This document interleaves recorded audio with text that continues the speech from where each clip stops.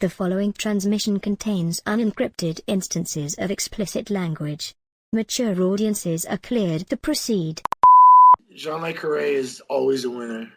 We are definitely going to do, like, all of his shit on this podcast eventually. Oh, we have to. I mean, you wanted something modern and up to date. And this delivers. Yeah, this was a really good catch, man. Shall we begin?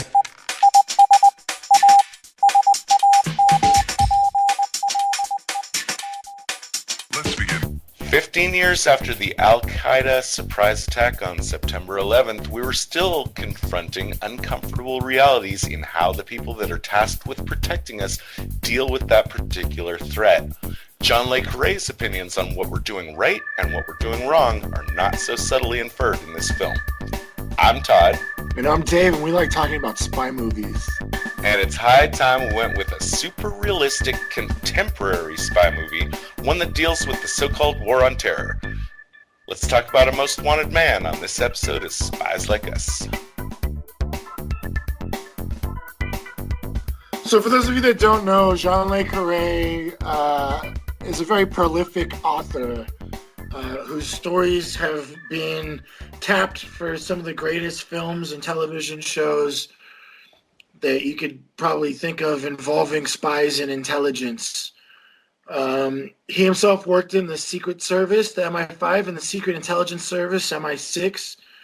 And one of his most famous movies, his famous books that was turning into The Spy Who Came In From the Cold, is definitely considered one of the best spy films ever made. And because of that book, he became an international bestseller and remains, still one of his best-known works. After the success of this novel, he actually left the MI6 to be a full-time author. Oh, shit. So he was just like, forget how this much, life of... I guess, how much were they paying him?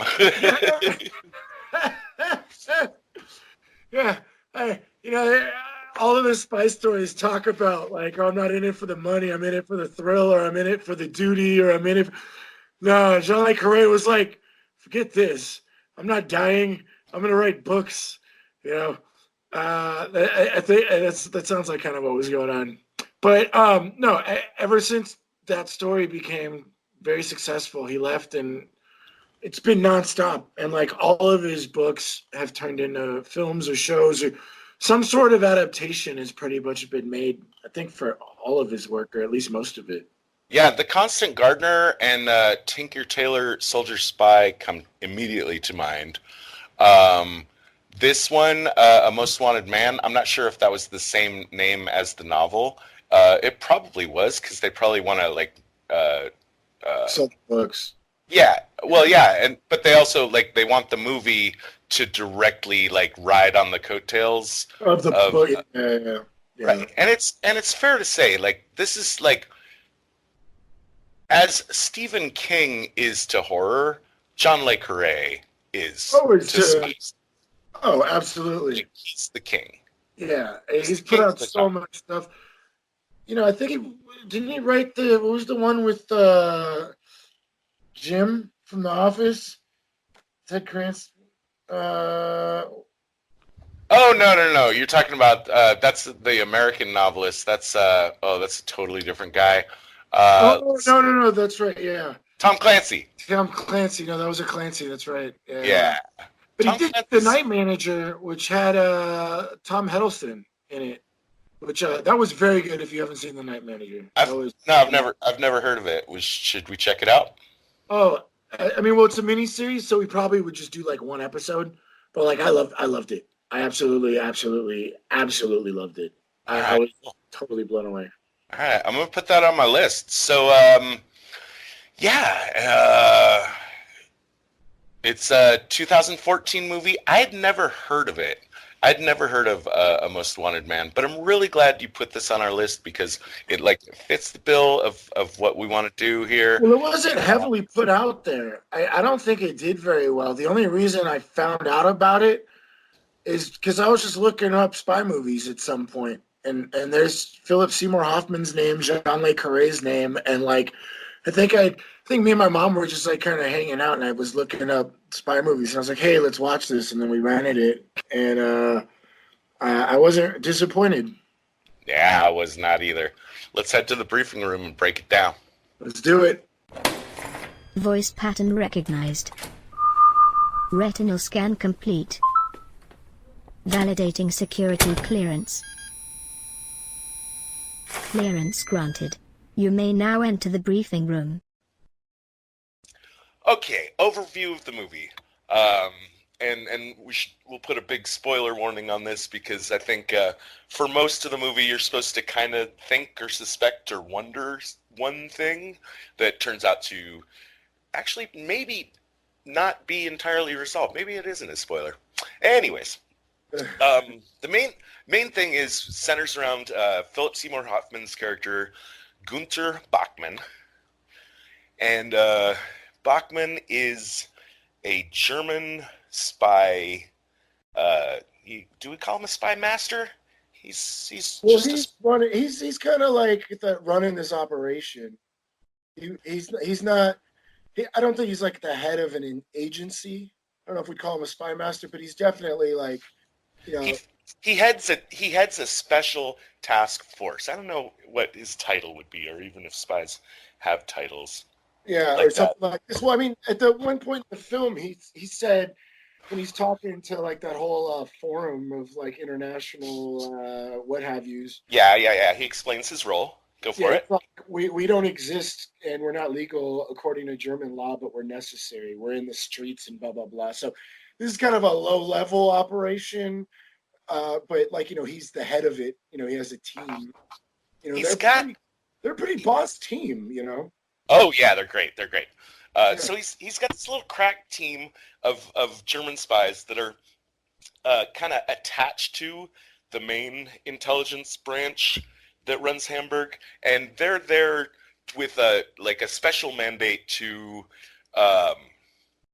locate and create assets of intelligence in the Muslim jihadist friendly underground of Hamburg. Right. Yeah, they're supposed to keep tabs on that whole group. So right. And ever since post 9/11, we found out apparently that 9/11 was primarily planned in Hamburg, and it's something was it planned? I thought it was just like the hub that they all flew through that they were able to get through. Was it actually planned there? Let's just real quick see what Mora's got to say about the Hamburger cell.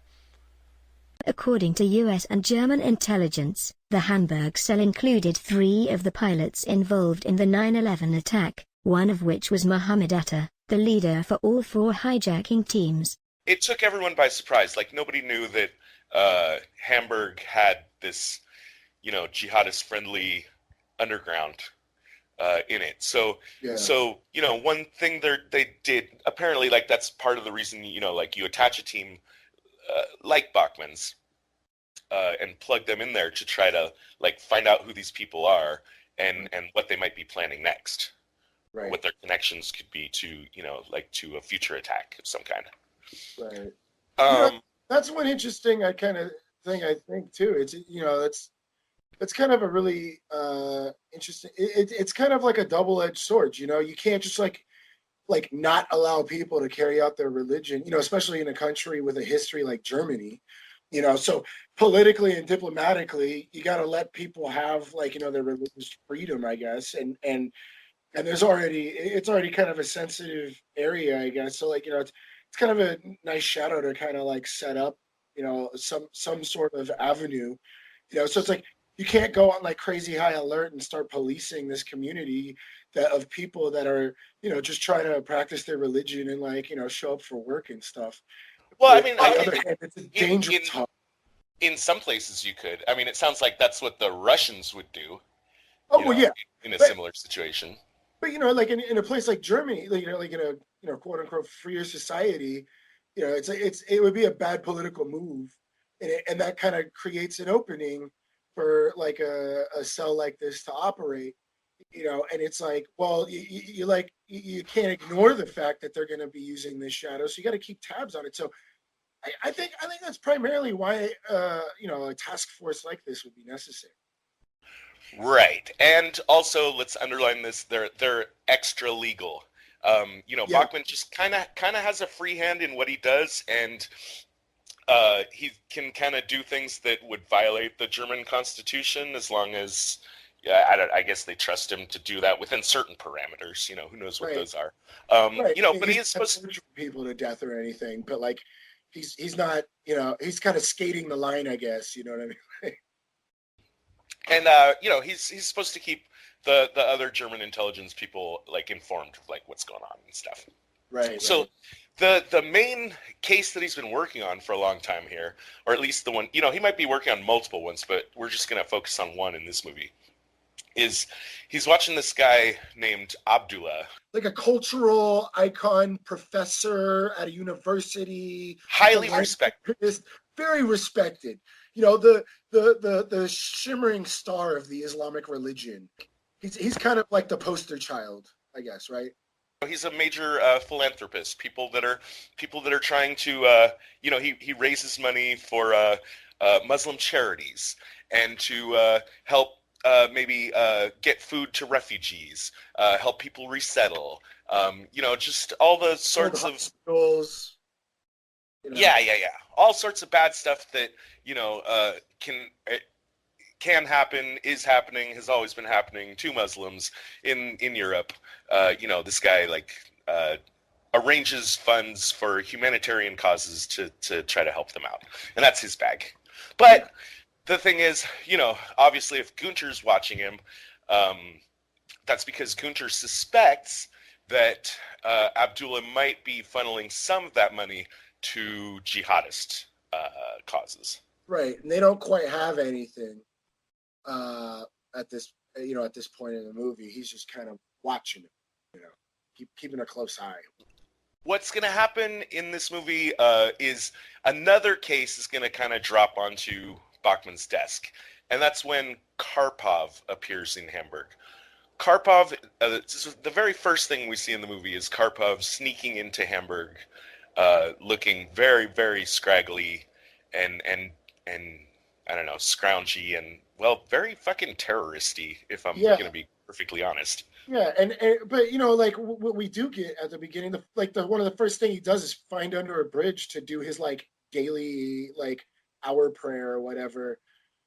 So I think we're like given the message this guy's like a true believer, quote unquote, but he does have this look that's kind of like concerning, that he's rolling in a town looking like kind of like a transient type.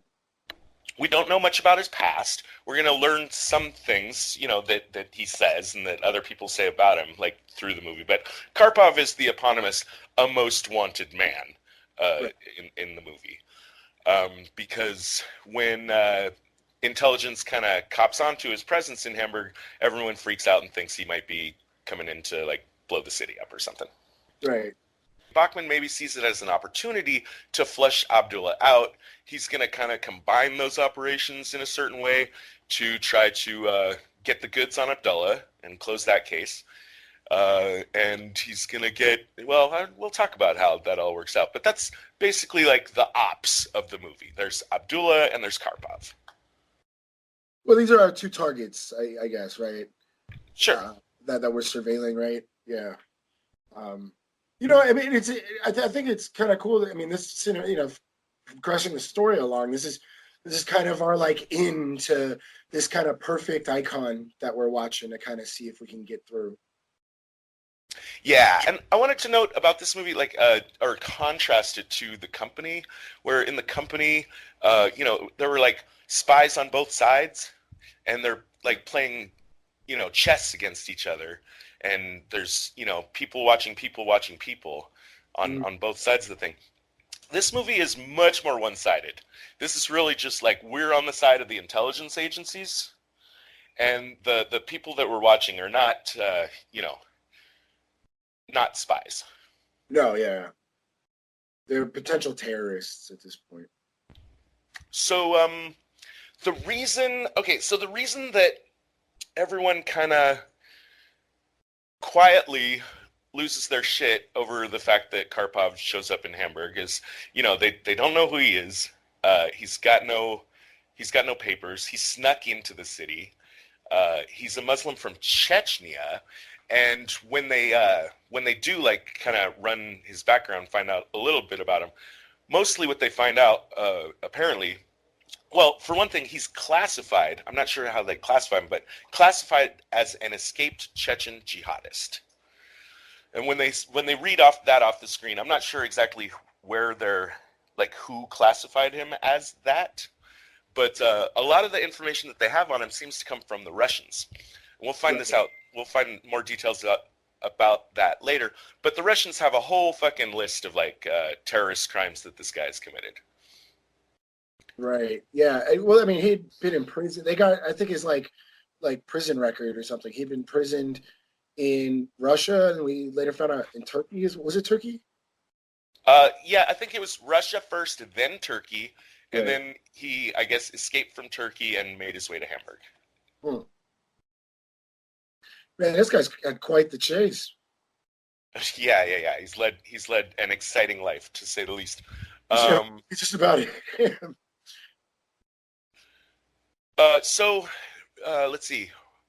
Chechnya, I guess like Chechnya, there's a lot of problems in Chechnya, but I think Russia is one of their biggest problems and has been for centuries. That there's been beef between those two countries. And, Russia under the Soviets and also later for a period in the 90s, and I'm not sure what the status is right now, but Russia has kind of, like dominated Chechnya, like had their troops in there and shit. Right. And it's a very one-sided battle, so the Chechens mostly like, when we talk about Chechens fighting Russians, we're talking about that asymmetric warfare. And in all cases of asymmetric warfare, at least in my lifetime, like there's a huge tendency of the larger power to label all acts of insurgency as terrorism.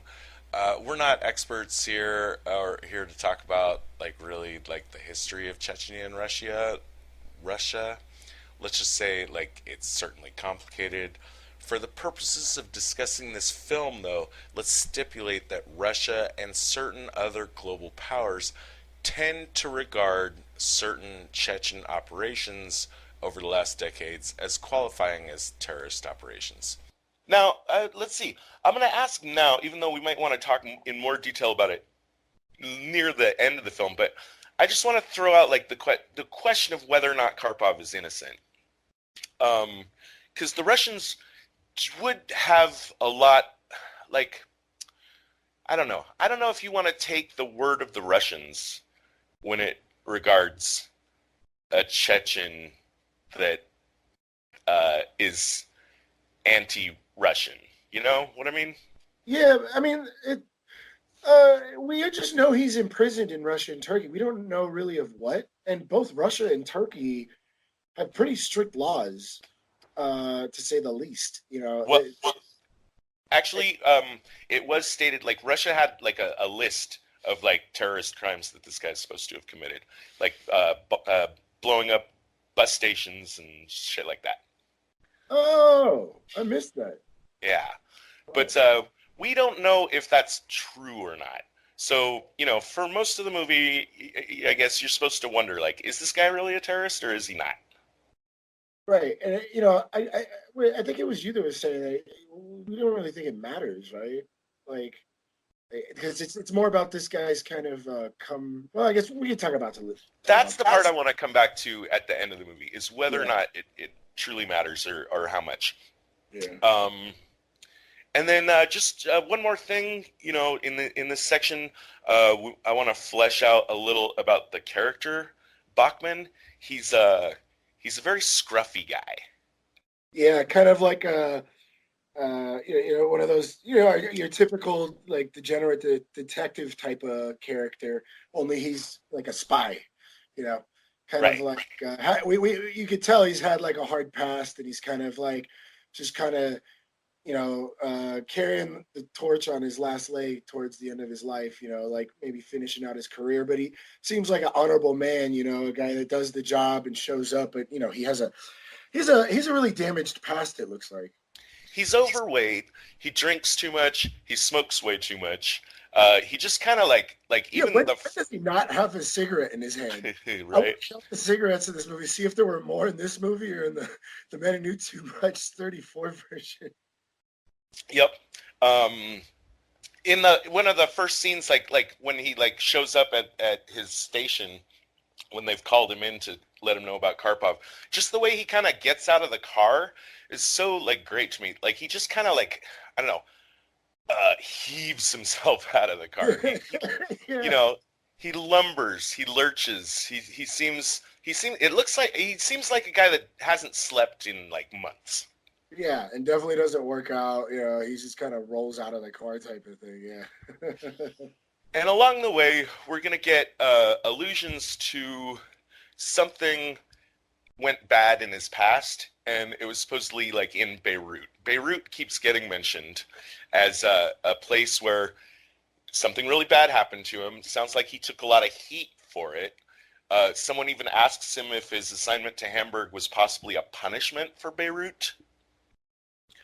And I'm gonna put forth the idea that I think that like possibly before Beirut, Bachman was a much more I don't know, whole person.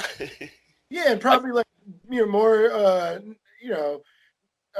bright-eyed, bushy-tailed, motivated type of agent, ready to do the job, protect the country, protect the world, or whatever type of thing. The whole movie, I just get the feeling from him. This is a loyal dude, does the job, you can rely on him type of thing, and just like really crappy stuff happened to him in the past. Yeah. And then the other thing that fits in with Beirut with his character, I believe, is that we're gonna find out that he lost a lot of people that were like his people that were relying on him.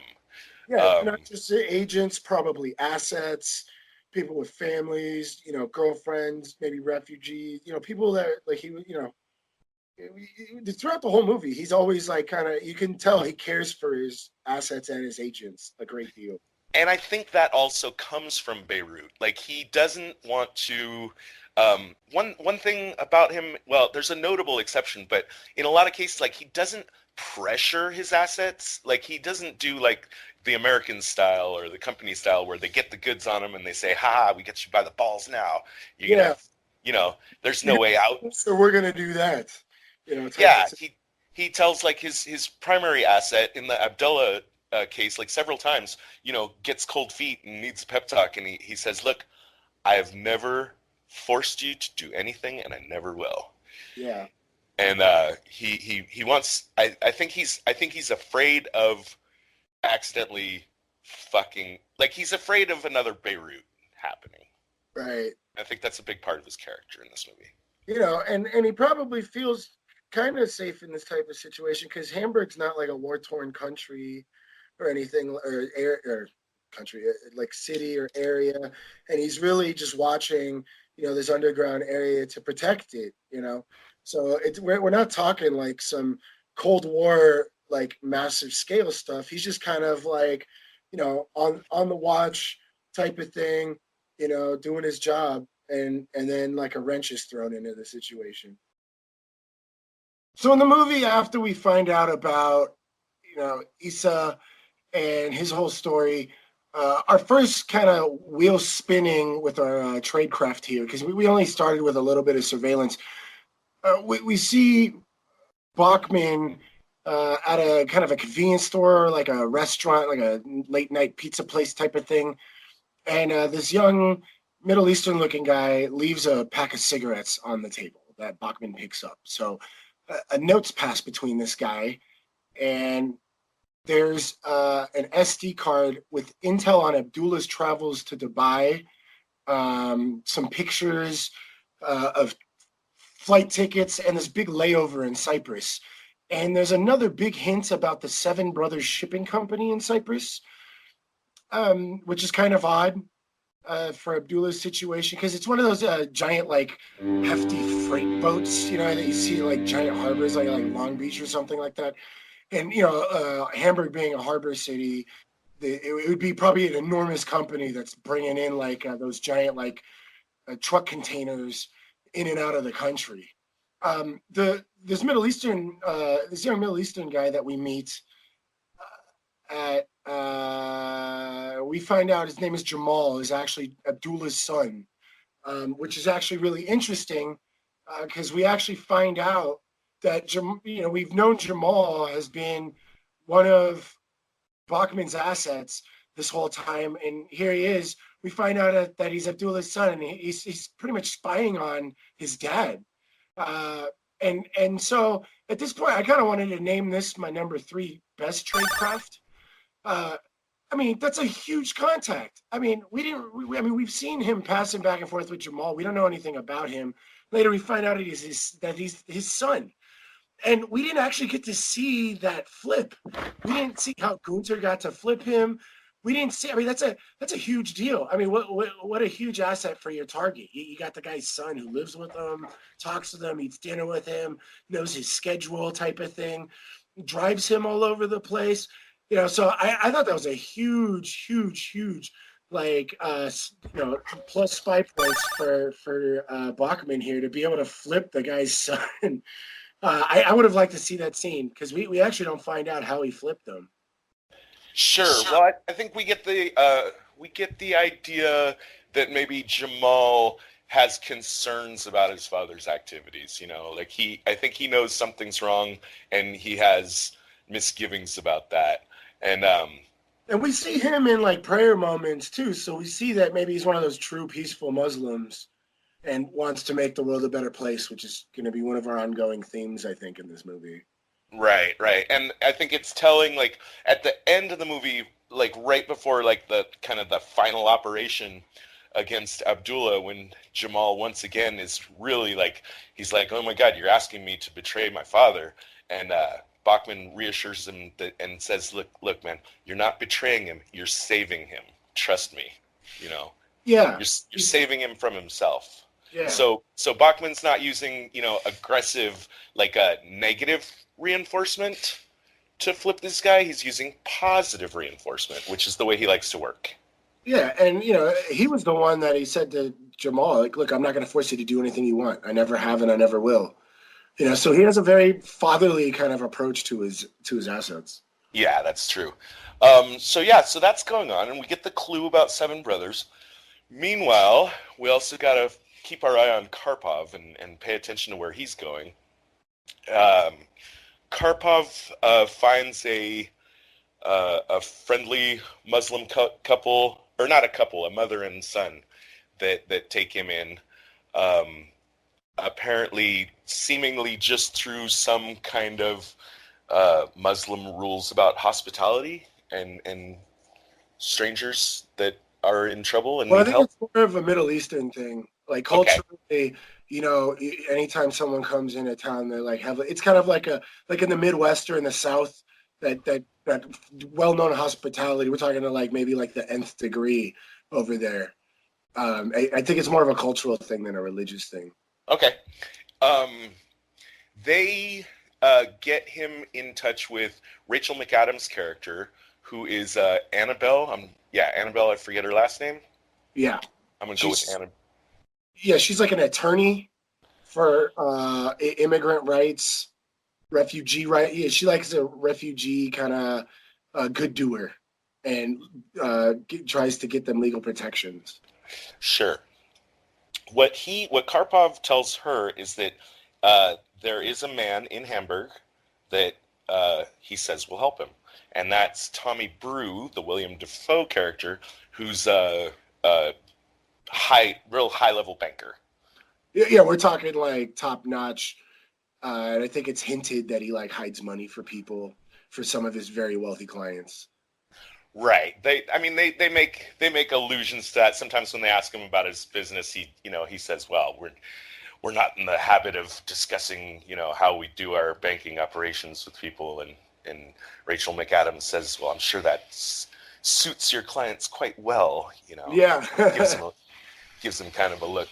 But so the team is on top of their shit. They've followed Karpov. They know where he's staying. They know that he met with McAdams. She goes to meet Tommy Brew at the bank. They follow and see that happened. And they Bachman makes the decision here to come in and approach Tommy Brew, the banker. And this is what I'm calling my, what is it? Number 3 best tradecraft, in my opinion, which is approaching Brew. The way I see it, like, just picking Karpov up off the street doesn't accomplish anything. He's not going to talk. No. The next connection is the family that takes him in. They don't know anything. Then there's the lawyer. Picking her up off the street, that doesn't do anything. She doesn't know anything. Right.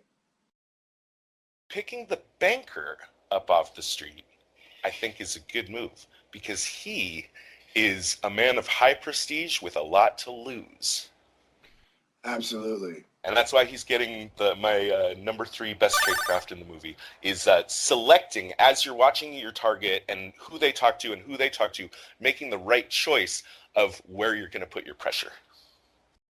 We learn a little bit more about Karpov, too. We find out his father's Russian. So he's got a Chechen mother and a Russian father. His father was a high-level,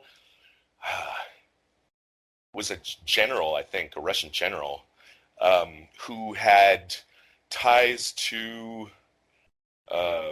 would we say, Russian mafia or whatever you call them. And he's the guy that hides money. Yeah, had a lot of black money and was doing business with Tommy Brew. So that's the connection. That's the connection of Karpov to the banker, is that basically their fathers knew each other and moved a ton, like hundreds of millions of dollars illegally. Yeah, I think at some point Brew had said we're looking at 300 million euros at least. Oh, right. Yeah. Okay, good number. So yeah, that's what's happening there. You had now, while this is going on, again, the main German intelligence guy is basically this guy Moore, is the guy that Bachman not reports to necessarily, but Moore represents like the main core of German intelligence in Hamburg. Remember, Bachman's just working this little side team. He kind of seems like a anti-terrorist unit of some sort. We're not really sure what organization he works with, but he runs kind of like the tactical forces or something. Like when the guns need to come out, he makes the call. Right. Moore is like quietly losing his mind over this Karpov thing. We should just grab him. Why are you letting this guy like walk around on the street? You're supposed to tell me everything about what's going on, and this is a big problem. And Bachman is saying, like, just slow down, calm down. You need to find out what's really going on here, right? Yeah, and this is kind of going to be my number 3 worst tradecraft. Yeah, like he doesn't really answer to him, and this is more of kind of like one of the biggest themes in the movie is just this conflict of interest between organizations. It's not like he's his boss, but he's kind of like somebody you don't want to like screw over. It's more somebody you kind of would want to get on your side. And we've seen Bachman developing more of like a sentimental relationship with his assets. But this other guy is kind of like a thorn in his side because this guy just wants to rush in and pick up everybody off the streets while Bachman's playing chess. Like, no. We should watch our targets so that we can get down to the core and then like stop things from happening. Let's play the long end game here. So, make the world a better place type of thing. And here this guy Moore is just like, no, we go get him, we arrest him, we throw him in jail, we blah, blah, blah. And so at this point in the story, they're like going back and forth, like in a walk together. And Bachman pretty much calls him a clown and like just like craps all over him and is like, you're an idiot. Like we gotta play these guys and stuff like that. And I'm gonna say it right now because it's kind of a bit of a spoiler for later on, but it bites him in the ass heavily later. And I would say as a quote unquote spy master heading like a task force like this, you might want to like kind of make friends with people like this. And like I think this is more cinematic. We needed like some kind of beef. And I think this is really what the movie is about, is these conflicting interests between different organizations. And that's Well, what I I think. think also it's a conflict of approach too. Like of people that are just uh, want to like whack every mole that pops out of the hole like instantly, Right. um, and not really like ever find out or develop like what's going on underneath the board. Yeah. What's going on inside the machine. Right. Kind of like what Bachman's doing, where he's like open up the console, looking at the chips, trying to find the power source, and just like unplug the machine so the moles don't pop out. Yeah. Now, the CIA has caught wind of this whole Karpov situation as well, and they send the wonderful, wonderful Robin Wright, looking very sexy and definitely channeling some Carrie-Anne Moss with that cool haircut of hers. Yeah. Um, and she comes in and supposedly just as an observer. Just the Americans want to just kind of have their hand in a little bit and pay attention to what's going on. Yeah, as they do, and she's playing the friend card, like like look, I just want to work together. Like what you don't why do you not? I understand why you don't trust us, but She's exactly what she does exactly what Bachman doesn't do. She's diplomatic, she's smooth, she's reassuring. yeah, absolutely, yeah, because she realizes what Bachman doesn't do on this kind of conflict between agencies and their approaches, and she extends out the olive branch, Big type time, of big thing. time. And Bachman, at least at first, he doesn't really take it. I mean, he definitely does not trust her. He doesn't want to tell her anything. He doesn't seem to have a high opinion of American intelligence. You get, he doesn't say as much, but you get the kind of the idea that he thinks of them as cowboys. Yeah, they're cowboys and they're out for their own interests. They don't care about anybody else. They're just the big bully on the block type of thing. Typical of what a lot of the world, I guess, considers us to be, I guess, quote unquote. You know, I think she played the character very well, and where she just approaches a very professional way and very very kind of calm and relaxing, like inviting way. And Bachman's just got like a grudge, you know, like I've dealt with your kind before. Like Right. I actually like this scene a lot when Brew meets Karpov, because you have this like we're talking like 1% of the 1% banker walking into this like slum area with these like kind of like what looks like poor Muslims and meets this like super grungy dude.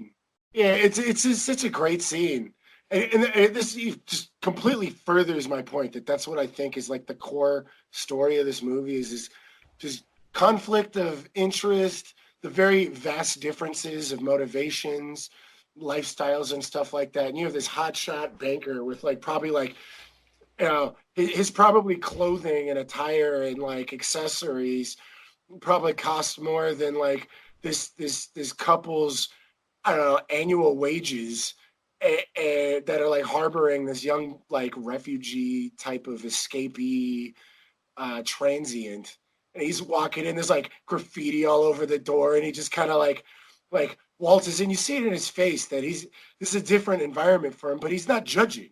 He's definitely not a. That's what I really liked about it. This banker is like this legit banker. There's so many characters in this movie that have this like kind of just no, I guess kind of like a ethics to their career.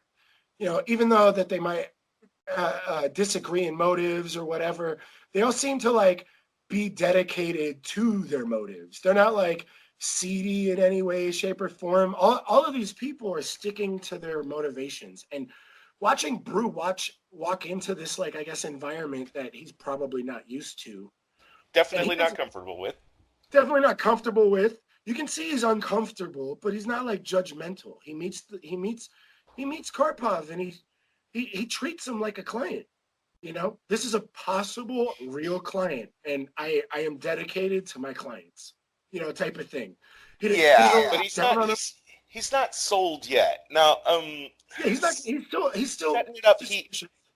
He's got let's see, Karpov had a letter Right. that ties their fathers together. And there was an account number, which Tommy has verified. He Right. knows that there's like a huge amount of money there. And there's like this certain instrument. There's something that Karpov's supposed to have in his possession that proves who he is. And he does have that. It's a key. So Brew has all the, Oh, quote by the unquote. way, we should give like +1 spy point. Like for in the letter, it said instrument. When Brew's talking to Annabelle, he must have the instrument, and then we find out it's a key. So I think we should get +1 spy points for not saying it's a key throughout the entire thing, just to validate like that this is the correct credential. You know what I mean? Still, Karpov doesn't have any identification. Um, Brew kind of like he asks Annabelle like questions about the guy that she doesn't, she says, I don't need to answer. Um, that's not your business, but I do need to let you know that my client's, let's see, his situation in Hamburg is very, very, letting him know that like this is something that needs to be handled expediently. Discreet? Oh, discreetly, yes. Right, yeah, absolutely. But look at it from Brew's situation. Now, I think he has already talked to, I'm not 100% sure about this. I think he has already talked to Bachman. Oh, yeah, because he has, because we're going to find out he's wired right now in this meeting.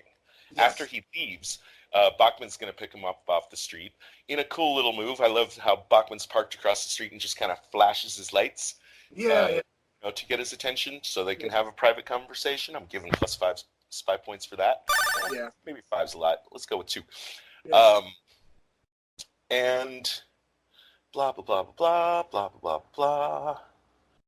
Right. But see it from Brew's perspective. He really actually doesn't want to be involved in this. Although, like you said, he does have an ethical obligation to a legitimate client. He's got kind of a sort of a owed family debt obligation through their father's connection with each other. We didn't even bring this up. Their fathers were homies. Yes. They were like besties, like BFFs. When Issa reads the letter, it's very sentimental and heartfelt, like, my good friend. But it's something that Brew isn't especially proud of or happy about. Like Bachman, at one point he said, like, look, Tommy, your father left you to clean up the mess. Don't blame me for this situation. It's your father who put you in this situation. Yeah, and it was you that was saying Willem Dafoe played that really well, where he's just like, I don't want to be in this situation, Everyone's fantastic in this movie. Yeah.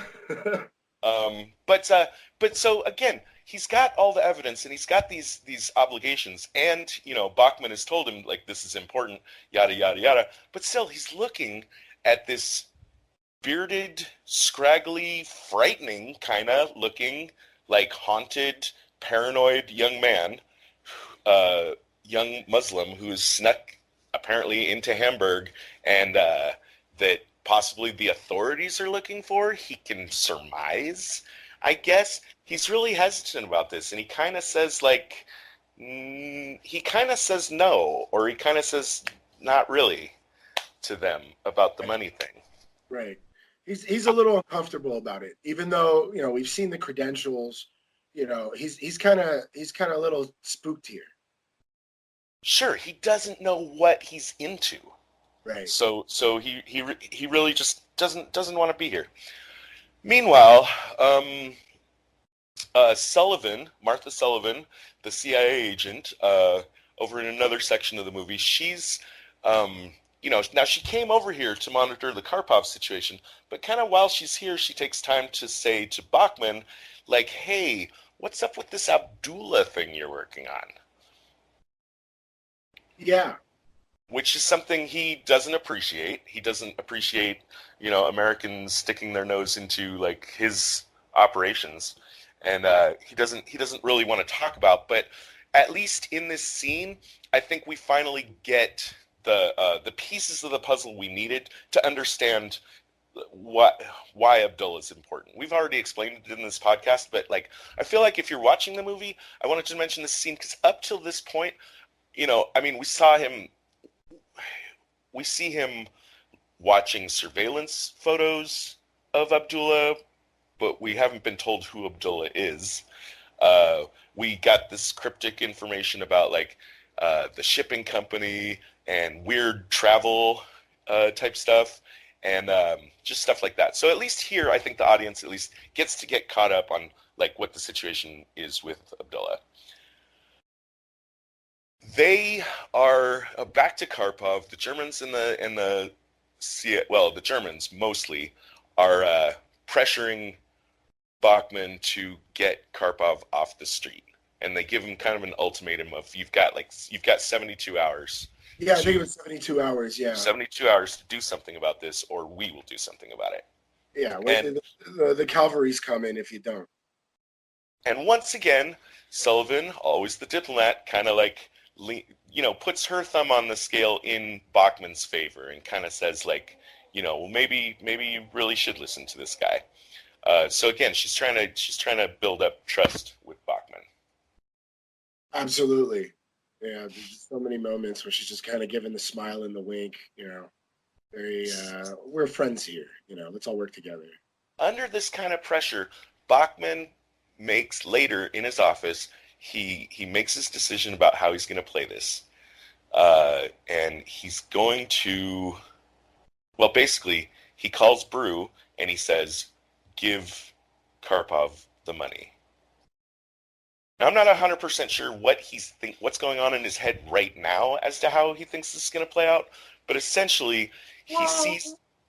At this point, we know about the shipping company from Jamal, and we know that I think Bachman kind of picks up on what kind of guy Karpov is. So we're looking at maybe he's saying we can watch what he does with the money. And we can follow that money because we got Karpov here. That's probably what he's thinking. Right. He's seeing that if this large sum of money kind of falls into the system or onto the game board in this way, that somehow Abdullah's going to get wind of it. I don't know exactly what he's thinking, but his idea is somehow the money is going to get into Abdullah's hands. And they're going to be able to follow and pay close attention to what happens with that money, and that's how they're going to somehow get proof that he's funneling it to jihadists through the shipping company. Right, the minnow metaphor. We find out we got Karpov, our minnow, and then with the minnow we're going to catch the barracuda, and with the barracuda we're going to catch whoever. Right. When Brew meets with Annabelle to tell her that he's changed his mind and has decided to release the funds to Karpov, he makes a minor mistake. I don't want to be too hard on him because he's not trained in this sort of stuff, but he gives her kind of a cryptic, meaningful, like, listen, be careful. We should all be careful. And that kind of freaks her out just a little bit. So if he was a spy, I would give him like minus a couple spy points because that wasn't necessary in it, and it has fallout actually because she hides. She decides that Karpov isn't safe where he is and gets him to a place of safety. And along the way, Karpov notices that they're being tailed by Maxi, who's one of Gunther's team. So I'm going to give, and they ditch him from the train. Bachman tries to catch them at the next train station, but they also evade him. They like duck into a club and get out of there. So some minus spy points for the failure of our highly trained team to keep a tail on these two completely inexperienced people. Yeah, definitely some minus spy points, but some plus spy points on Karpov here. I mean, this guy's an escaped prison. And been living off the streets, So we gotta give him some plus points for ditching trained intelligence agency. Here, I think I think we're getting into what I think is a little bit of a messy part of the film, in my opinion. Okay. Now the 72 hours is up, and Moore moves in and grabs the mother and son that were sheltering Karpov. I don't think we see them again, but No, they're just gone. Yeah, right. I don't know what And of happened. course, even if they're being interrogated, they really don't know anything. So, No, they're just like a sweet family living in like the I guess the ghettos, and so, so that yeah, was completely unwarranted. yeah, Heavy-handed and had no purpose. But once again, as an audience, we're being treated to the fact that like the claws of the machine are starting to tighten in around the situation. yes, Sullivan meets Bachman in a bar, and they talk about the situation. They talk about this is where we get our exposition about Beirut and stuff. He tells Sullivan like, hey, they're moving in, they're doing this stuff. I need you to get more off my back. And he says specifically, I need the lawyer Annabelle to be able to move around freely. This is very confusing to me because the very next thing that happens is that Bachman's team takes Annabelle off the street.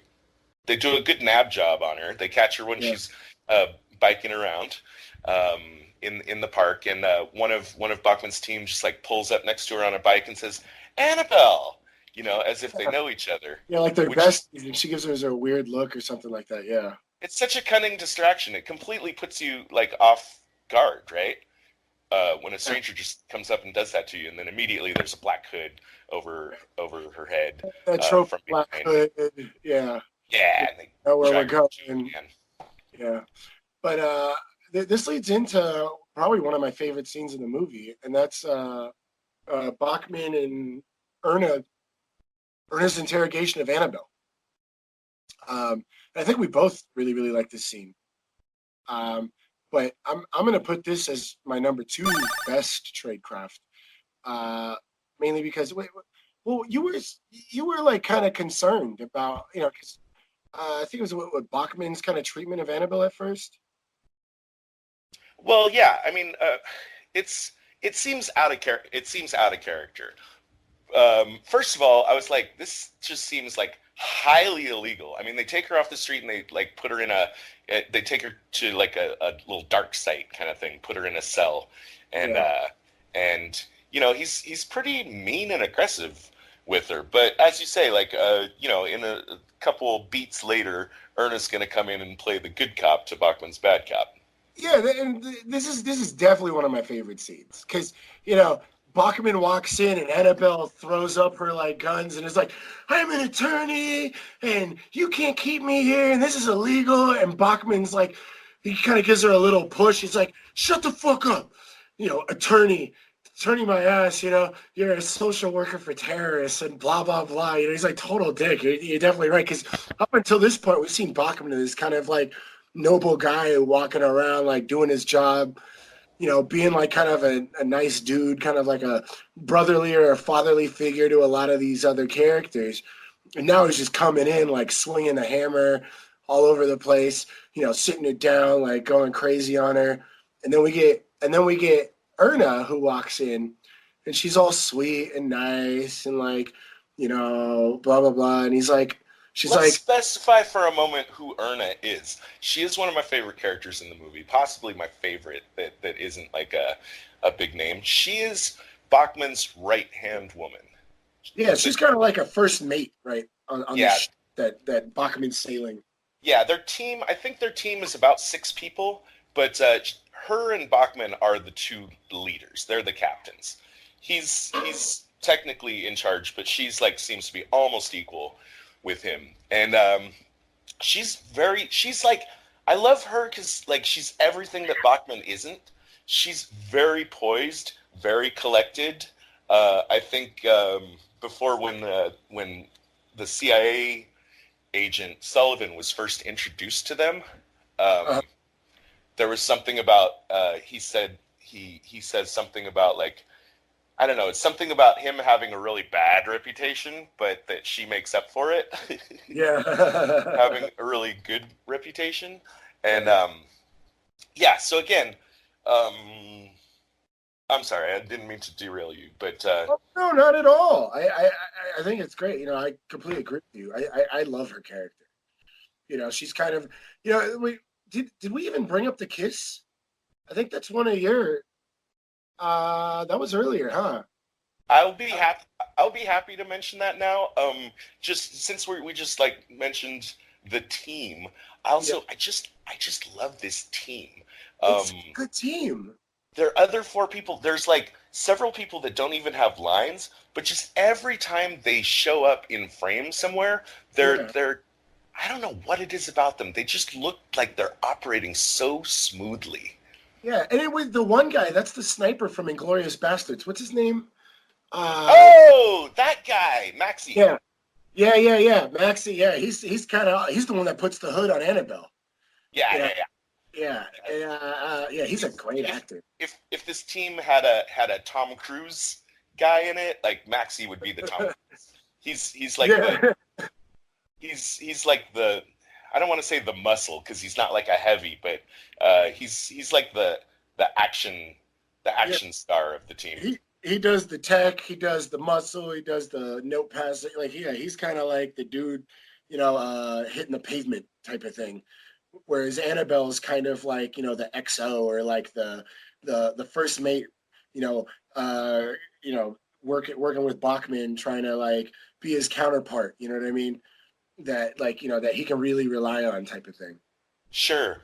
And there are little scenes just like when let's see, there was a guy along the way of like tracking Karpov down in the first place, like they saw him like passing a note to some scrawny guy in a bus station, and then they were tailing the scrawny guy, and that's how they like, developed some more information. But when they're following him, like Maxie and one of the female agents are like off in the corner of the bar, and just kind of she's got her arm like draped around him, and they're just looking like they're just having a little, just a little romantic interlude, and just very smooth.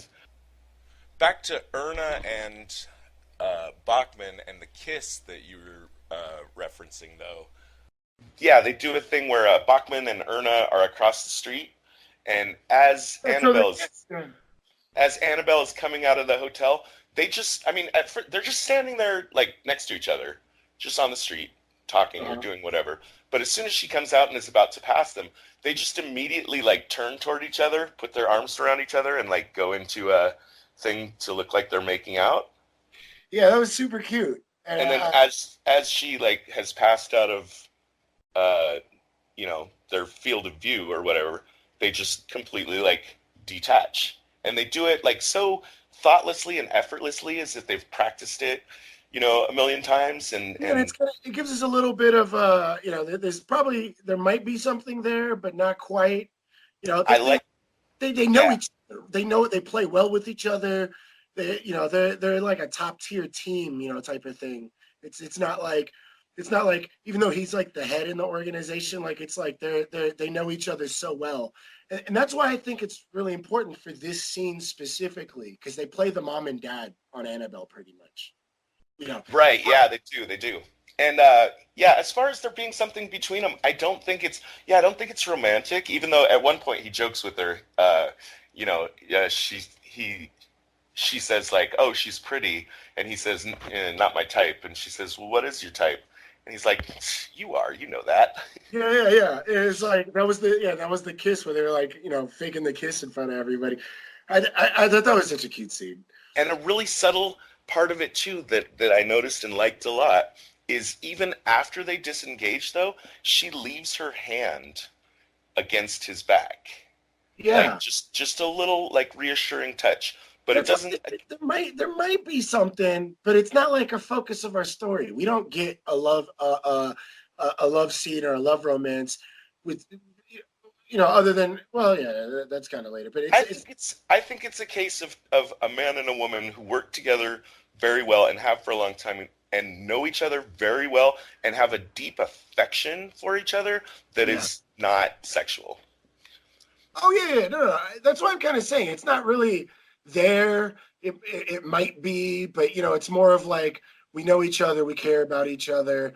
That maybe something could, but like I was saying, I think a lot of our characters are married to their careers. in this type of film. You know what I mean? It's just a lot of individuals. There's a later scene that I want to bring up now, which is one of the very tense scenes, like right before the climax of the movie, where they're basically, I mean, we'll get to it, but they're basically like waiting to see if the mouse will take the cheese, you know, and they've built up they put a whole bunch of work into this operation, and this is the moment. The plan is going to work or it isn't. And we see Maxie, Bachman, and Erna in the van, you know, their surveillance van, listening and watching in through their secret cameras. And they all look different levels of tense over this. Actually, Bachman doesn't look that tense. He looks like he knows this is going to go down okay. Maxie looks like kind of wound up. She is on the edge of her seat. She's got her hands over her mouth, you know, like like she's, the way that Bachman like reaches out and puts his hand on her shoulder to steady her, and he's almost like doesn't even like look over at her. He just instinctively knows how much that she is like personally involved and at stake and tense in this moment, and he just knows to just give her just that little bit of reassurance. Yeah. I don't know, it's subtle, but it's just good.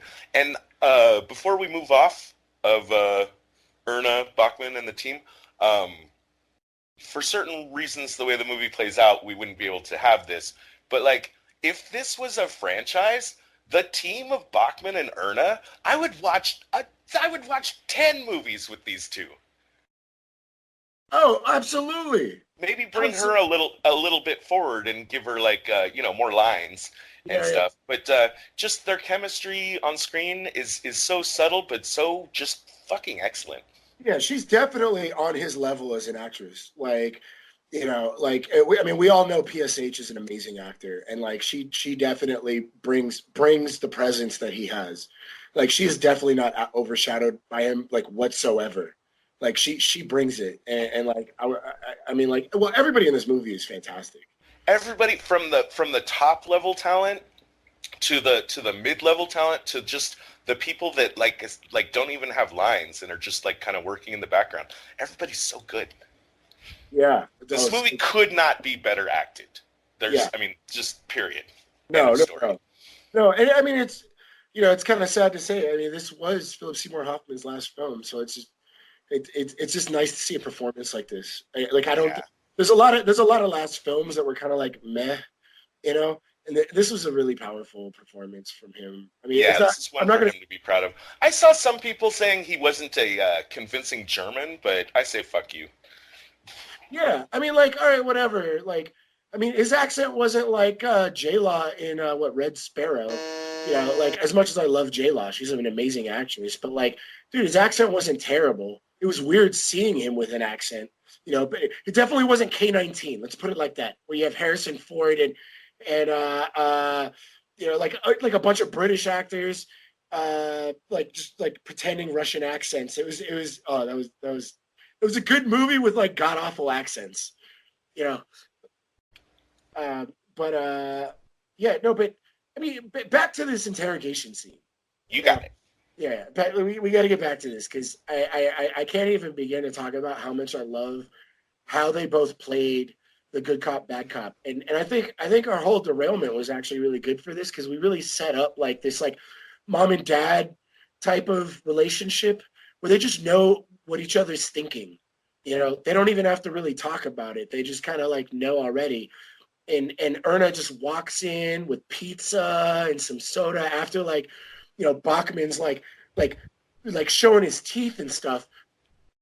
And Erna walks in and she's like, you know, really nice and sweet, whatever. And this is the real big point that I think really starts to get the ball rolling with Annabelle, or starts thinking. She's like, look, there are people out there looking at Karpov, and they want to take him to jail, and they want to hurt him. They want to do bad things to him. And there's a difference between us and them. We want to help him, you know?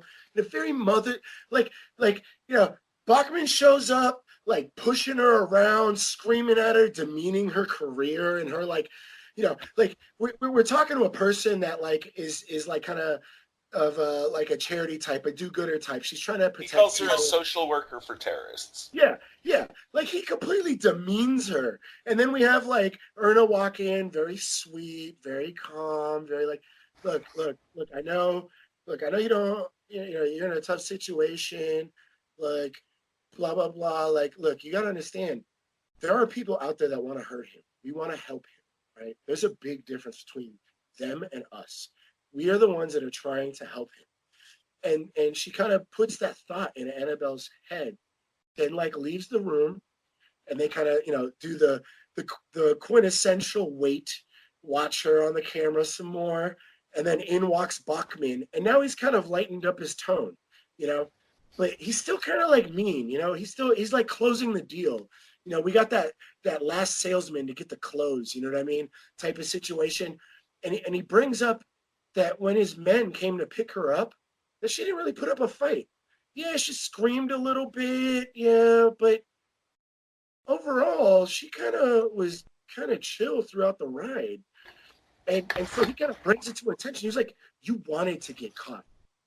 Like, that this is way above your head, that you want to help, you really want to help Issa, and you realize you can't handle what's on your plate, and that you were begging for someone to come in and help you out type of situation, and you were just like begging someone to come take this out of your hands, and you just know we can't help. You can't help, but we can help, type of situation.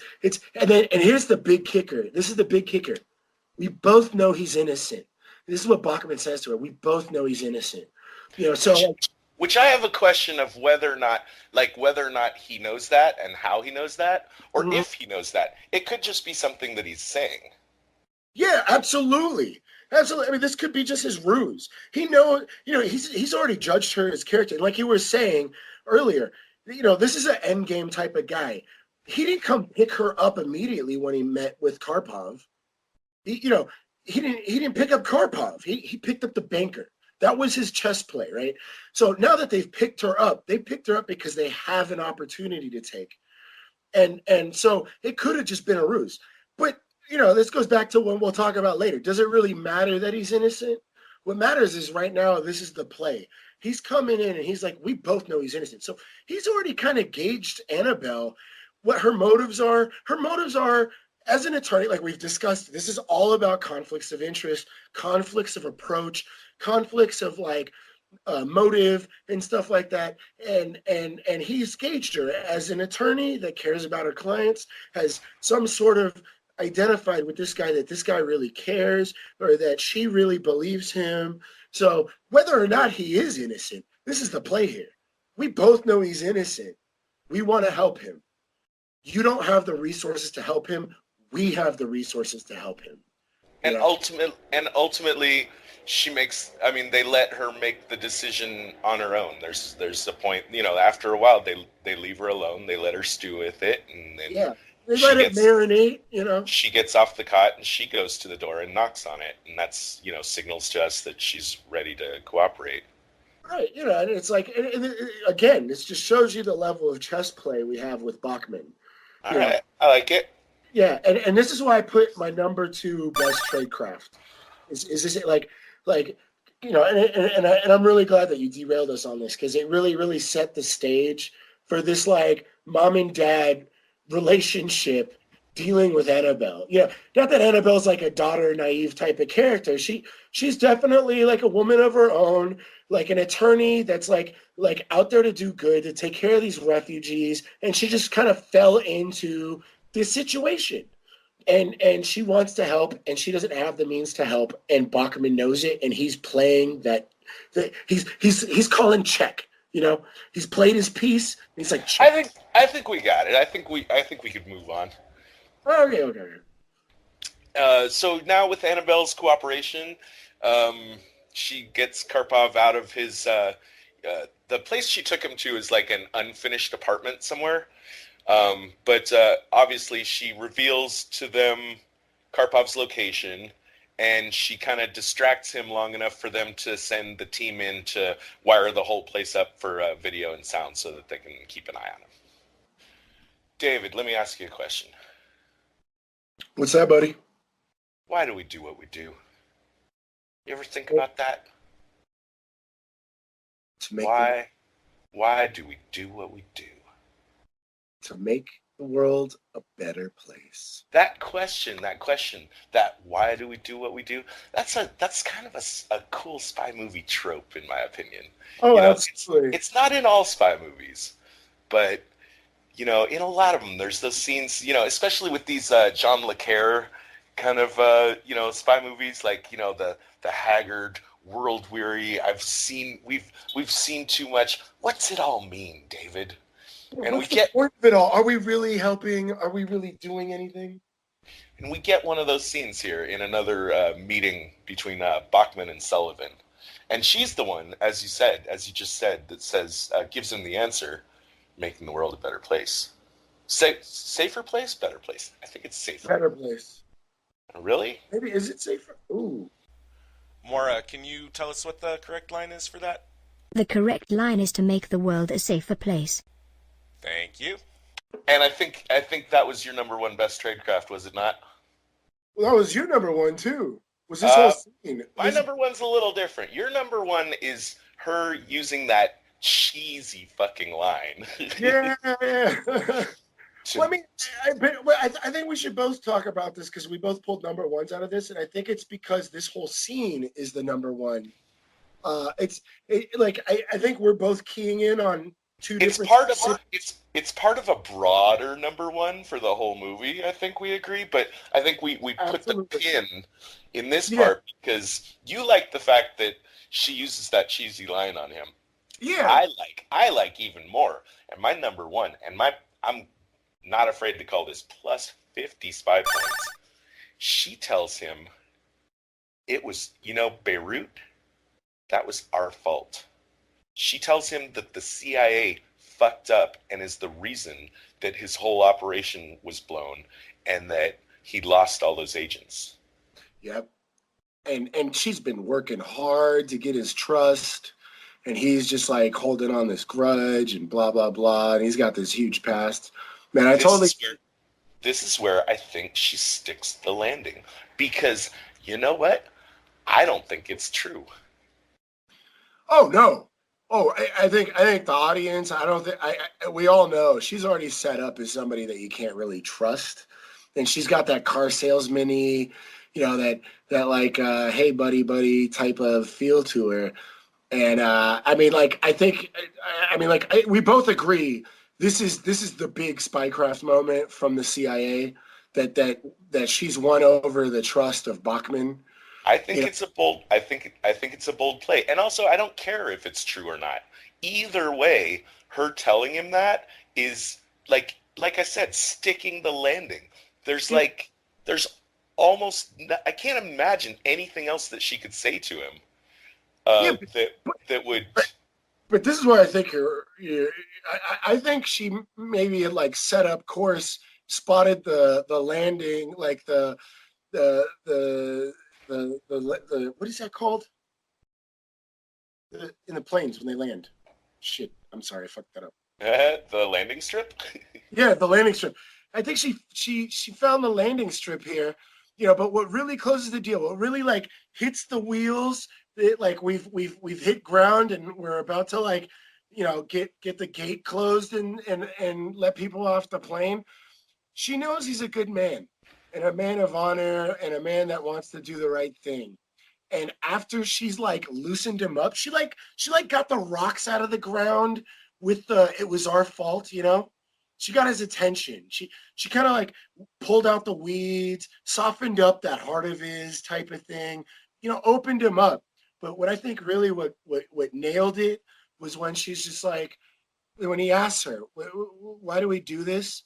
And she's like, to make the world a better place or a safer place, as Myra corrected us with.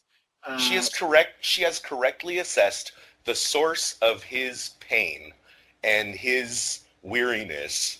And his motives. And yeah.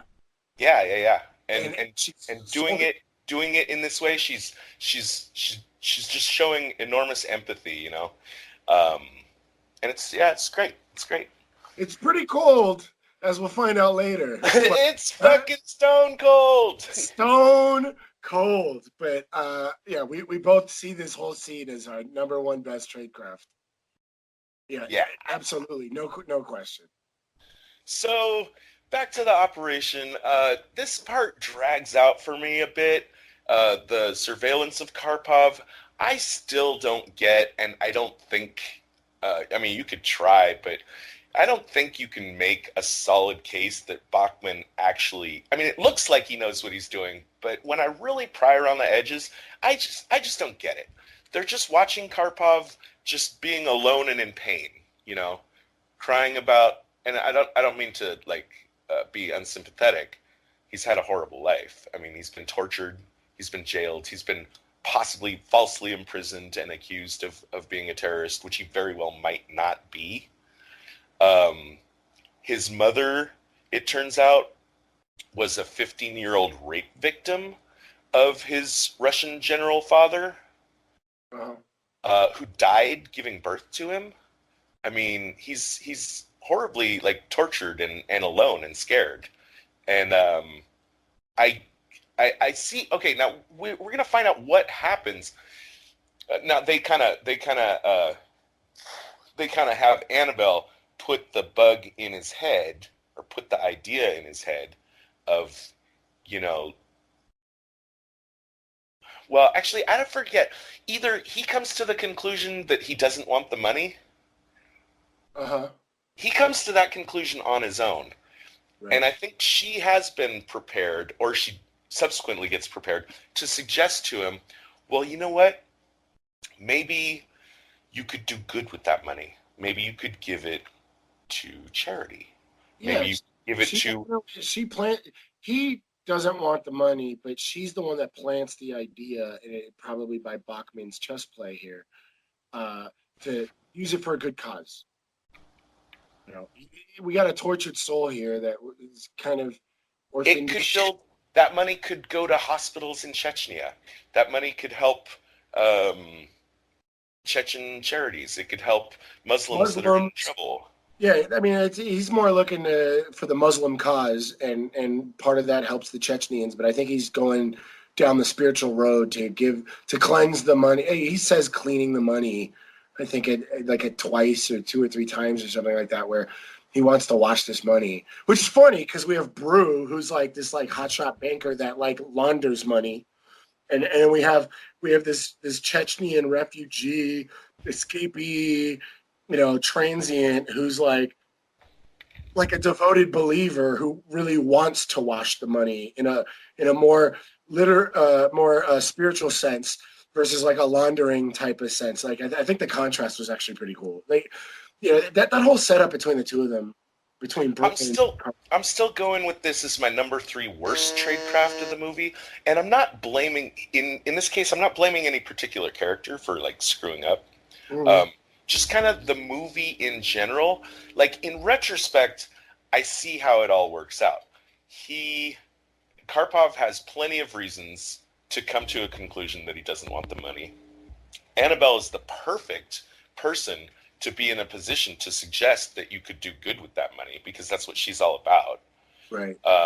It all plays very nicely into Bachman's plans to try to entrap Abdullah and get the dirt on him that he's funneling money to jihadists. But the reason I give it my number 3 worst tradecraft of the movie is I just think it's incredibly unclear how Bachman was trying to get all this to happen. When he first, it goes back to his first decision to tell Brew to give Karpov the money. I'm okay, that's good, but what do you do after that? It's almost like the movie, if you look at it closely, it kind of asks you to think that Bachman was almost psychic, because he has plenty of opportunity to assess Brew. He has plenty of opportunity to assess Annabelle, but he doesn't really know who Karpov is. They never meet. They never talk. No, yeah. He gets the gauge of him probably from Annabelle. Annabelle is dedicated to helping him. So we're probably seeing that this guy's trying to make amends at some point, But you're right. It's kind of a weird play.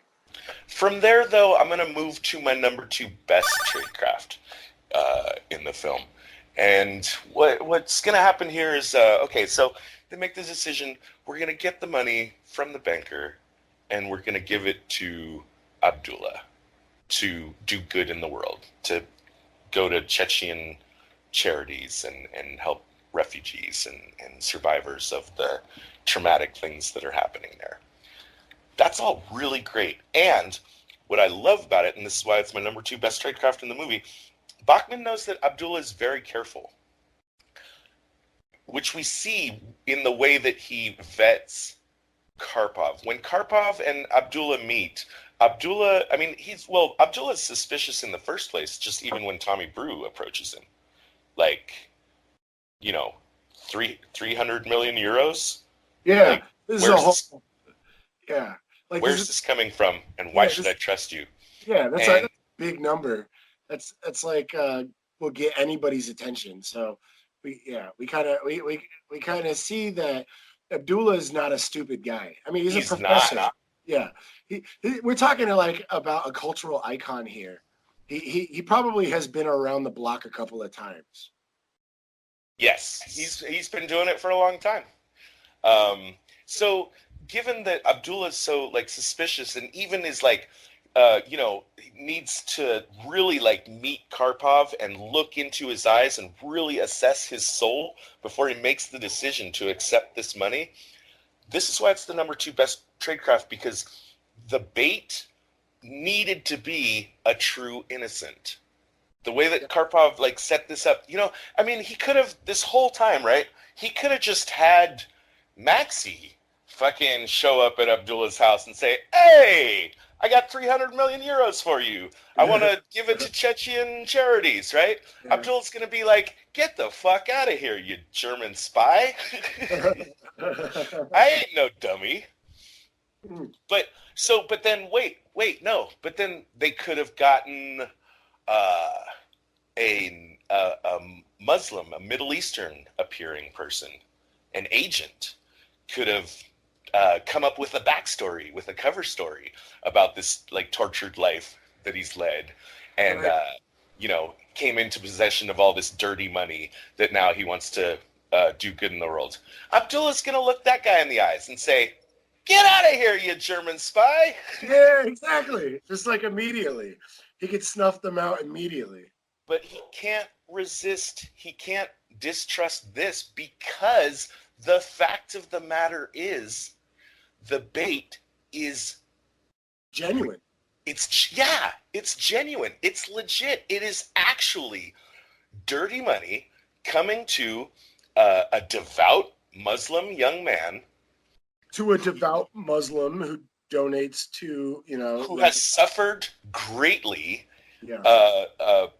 because of the turmoil in his home country, and sees an opportunity to do something good and be right with God, and to somehow relieve some of his own pain and suffering through this generous act. It's legit. It's real. But Bachman put the pieces of the puzzle together to make that happen. I love it. Number 2 best tradecraft in the movie. That's definitely a good one. It would be close to number 1 if it wasn't for we all know what number 1 has to be. Yeah, but there's no question. No question. Such a long chess play, from America, you know what I mean? Definitely an example of the cream of the crop agent plays. So all the pieces are in place, and we're ready to move to our finale, and this is the final sting operation. We're gonna let Abdullah have the money from the account. And the idea is, Bachman explains that if his theory is correct, some of that money is going to get siphoned to the Seven Brothers Shipping Company.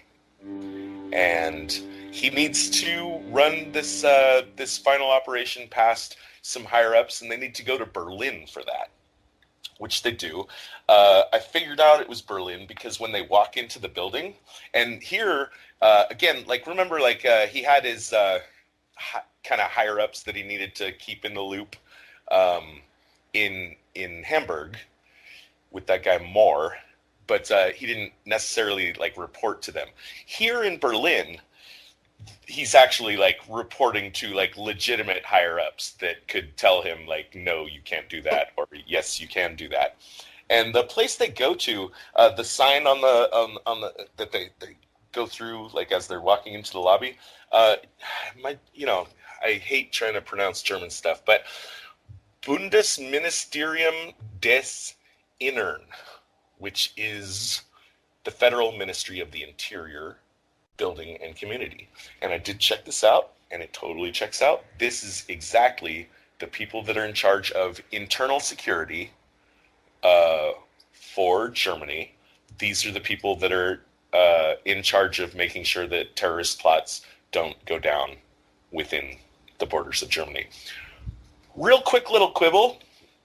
They helicoptered in, and I don't know what inspired me to do this, but I looked up like the distance from Hamburg to Berlin just because I was curious, and there's actually like a high-speed train that they could have gotten there in an hour and 45 minutes. I think taking the train would have been faster than taking the helicopter. Really? Well, if you count the amount of time that, I mean, unless the helicopter actually like flies to your apartment and picks you up off the street, Yeah. like you have to get a a taxi to take you to the airport, to get in the helicopter, and then fly over, and then drive from that airport to the ministry. And I just think, honestly, the train, I don't know why I looked it up, but the train, I think, overall, just would have been faster. It's an hour and 45 minutes. That is not a long distance. But you know what? Helicopter landings are very dramatic. Especially especially in espionage movies. A helicopter landing makes it look serious. It tells you immediately this is serious. Yeah. It could have been a security thing. You have them on the train, they could have been stopped. In a helicopter, you go from point A to point B. There's no going up and down. There's no going in curves, type of thing. But yeah, you're right. No, I didn't even think about that. That definitely was off my radar. Now here we get our classic, and see it in the trailer. And I know you have some notes on it, but what is it? Minnow, barracuda, shark. What's that about? Bachman describes his kind of chess strategy here. That we found a minnow. We're going to use the minnow to catch the barracuda, and the barracuda in this analogy is Abdullah. Our minnow is Isa Karpov. And there's actually like kind of comedic scene that wasn't in this cut that we saw. But this is the return back to that. And he's in the middle of this, serious forum telling this metaphor. And once again, we have this character that is kind of like confused. Like he's like, I don't fish type of thing. Yeah, that was a good line. Yeah. They don't like a lot of this. They don't like the idea that Karpov isn't going to be taken off the street. They don't like the idea that this money might actually end up in, because if Bachman's plan works out, terrorists get some money, right? Yeah, and they can do stuff with that money.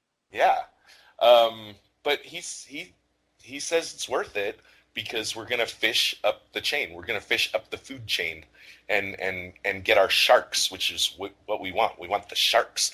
Remember, and he explained this to Martha too. Like there's one of their scenes. Our earlier scene. It was our number one tradecraft scene where he discusses. No, it was an earlier scene, but in one of the many scenes where they have their discussions is where he like really laid out his theory of the case, which is really like kind of the spy point of the movie, which is that we were talking about, I loved our whack-a-mole explanation earlier, but he says like, what happens when you just jump in and grab the first enemy that you see on the board?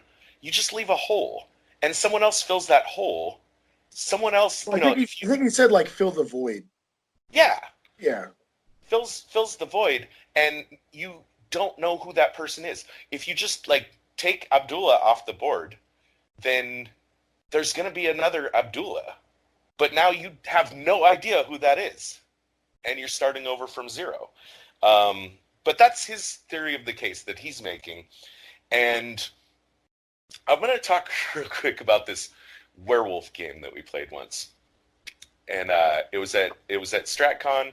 I was a werewolf. Well, all right. So why don't you discuss what werewolf is? Because I don't think we've told our audience this game and why we love this game so much. Good call. Werewolf. It's also known as Mafia. It's a game of social deduction where you have a large group of people. At StratCon, we play with huge groups of people, like 20, 30 people. And a certain number of us are werewolves, but nobody knows that except us. And you're trying to kill all the werewolves are trying to kill all the villagers. The villagers are trying to figure out who the werewolves are. And it's done through a bunch of discussion and voting, basically. In this case, kind of like a village mentality, you know. Yes.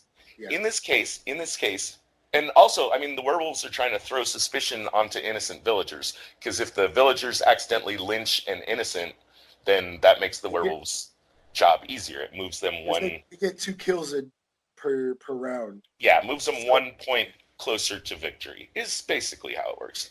In this case, I was a werewolf, and as happens in these games, suspicion had fallen onto me, and the whole village was people were throwing accusations against me, saying that guy's a werewolf. People were explaining their reasoning of why they thought I was a werewolf, and I was allowed to make like my final defense, my impassioned plea, my this is my time, because they're just about to vote to kill me or not kill me, and I don't want to be killed, and I make my case of why I am definitely a trusted villager, definitely not a dirty werewolf. And I give it my all, and I put my best lying face on it and make my case as best as possible. And then they're just about to make the vote, and Craig, a friend of ours, he says, wait a second, I have one last question for you. And I can't believe he did this. I asked him later, and he said, I don't know what I was doing. And he says, I have one last question for you. Todd, are you a werewolf? And I just stared at him. It came so out of left field. I wasn't prepared for that question that it was over. It was over for me because, just the look of, I don't know how to answer that, when obviously the answer should have been no. Right. Yeah. But he fucked it up in my head. And of course, I was immediately lynched. Why do I bring this up? Because he's made his case to the German higher-ups, and they say, last question. They turn to Martha.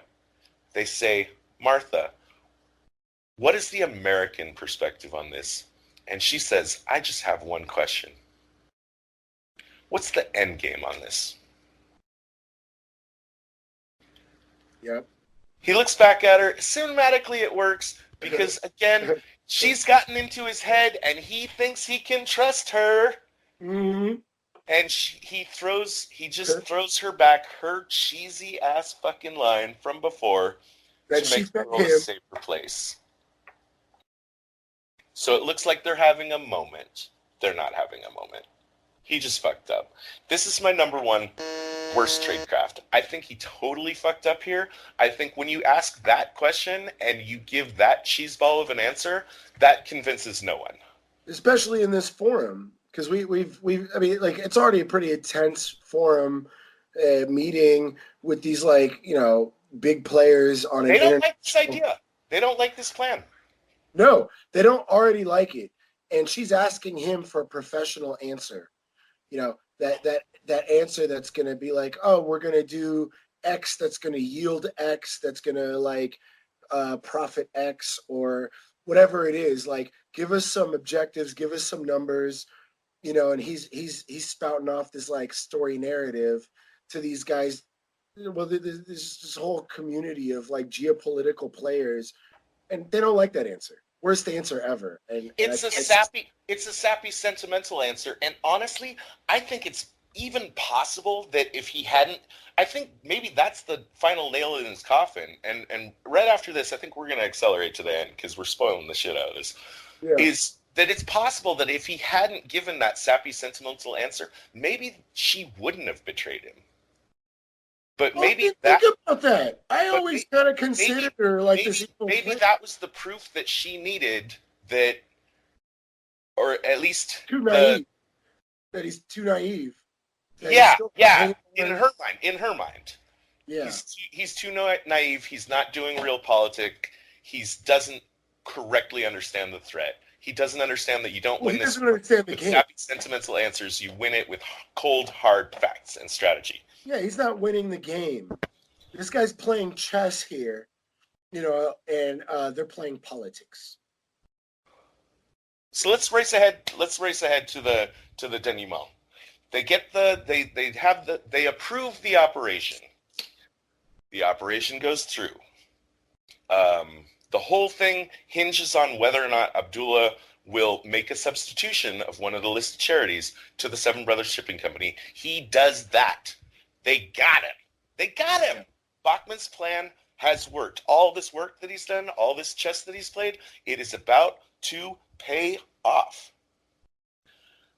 Real quick, I will give, let's see, well, I don't know if I want to give spy points, but notice too, like, I love the fact that at that point,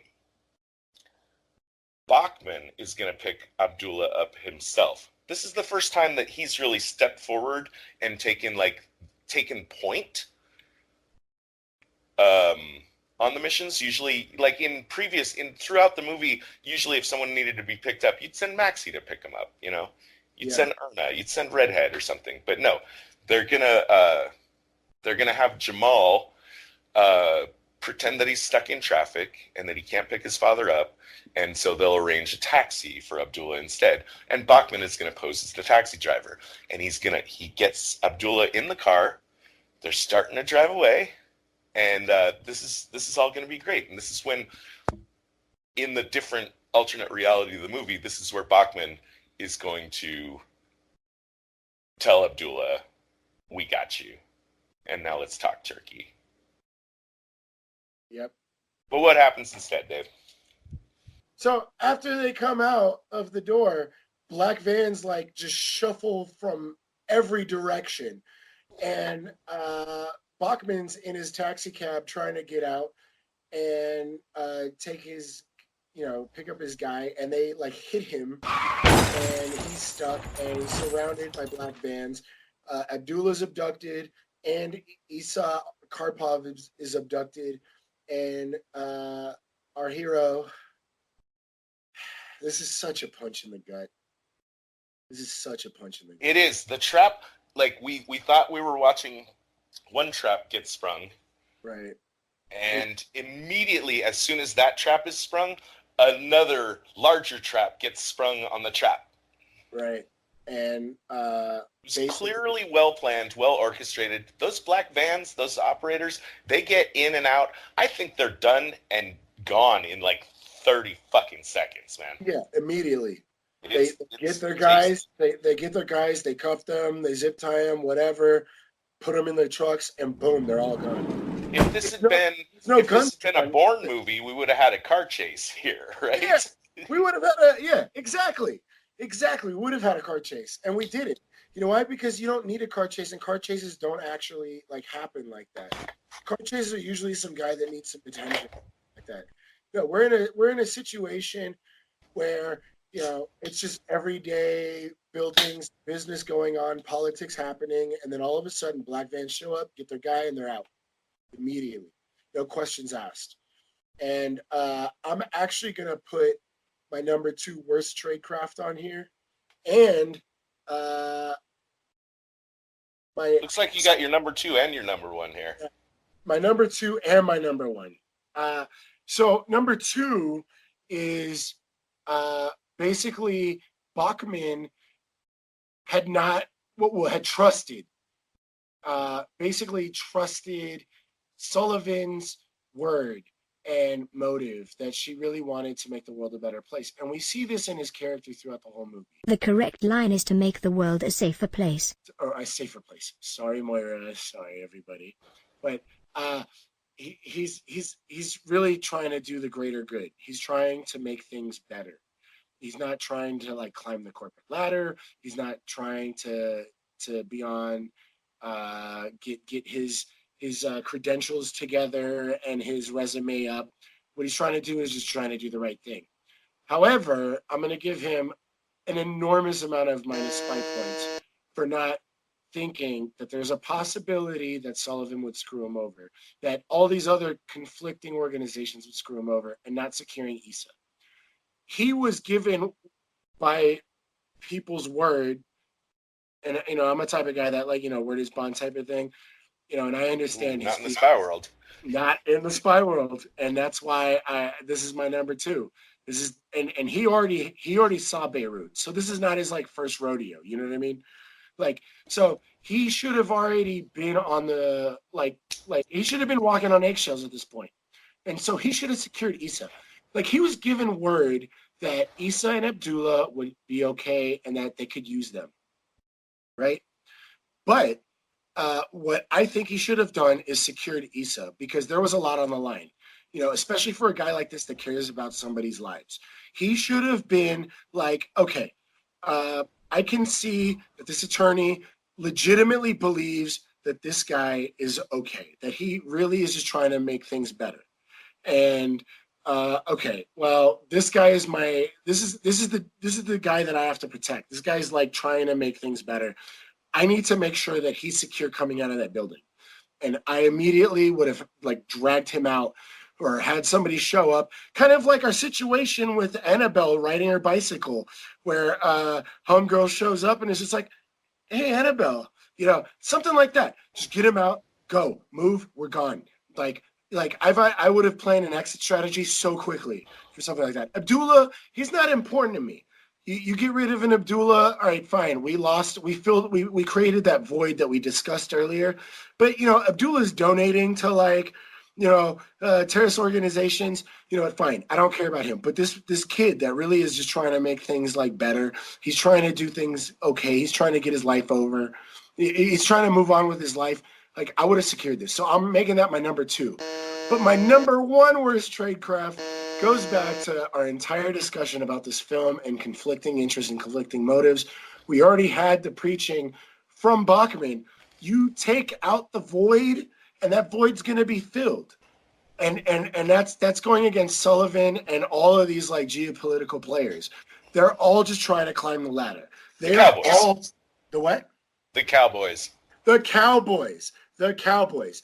And months ago there was an interview with Snowden and Joe Rogan on Joe Rogan's podcast, and Snowden brought this exact point up that he was talking about. And you go and research 9/11, and everybody brings this point up that it was a failure in intelligence, and that failure was in conflict between organizations.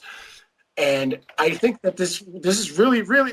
I'm gonna keep banging this all over and over and over again, because at the beginning of the movie we have that opening text about how it was these organizations and their conflicts, and they didn't want to share information, and they didn't want to deal with each other.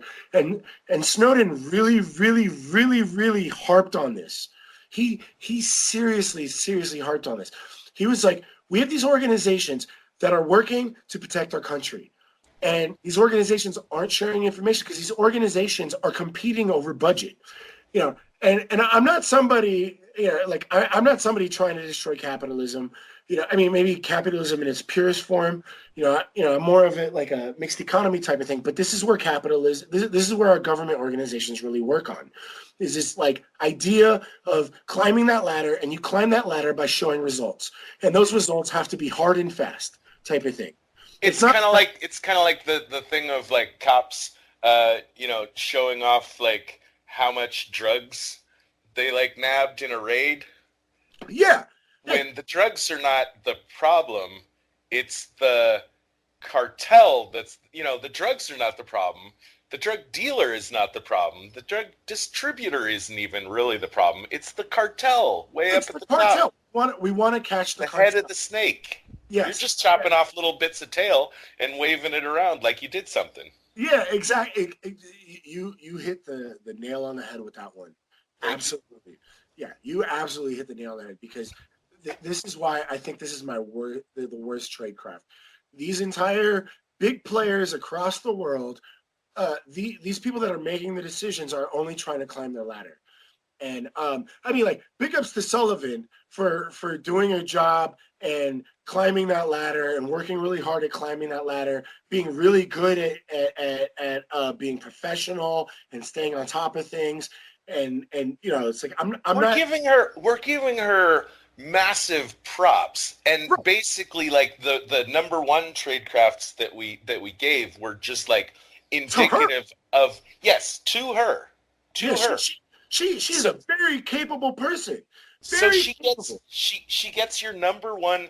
She and her ilk get your number one worst tradecraft for what they do, but we both agreed that we're giving her the number one top slot for how smoothly she fucking executed.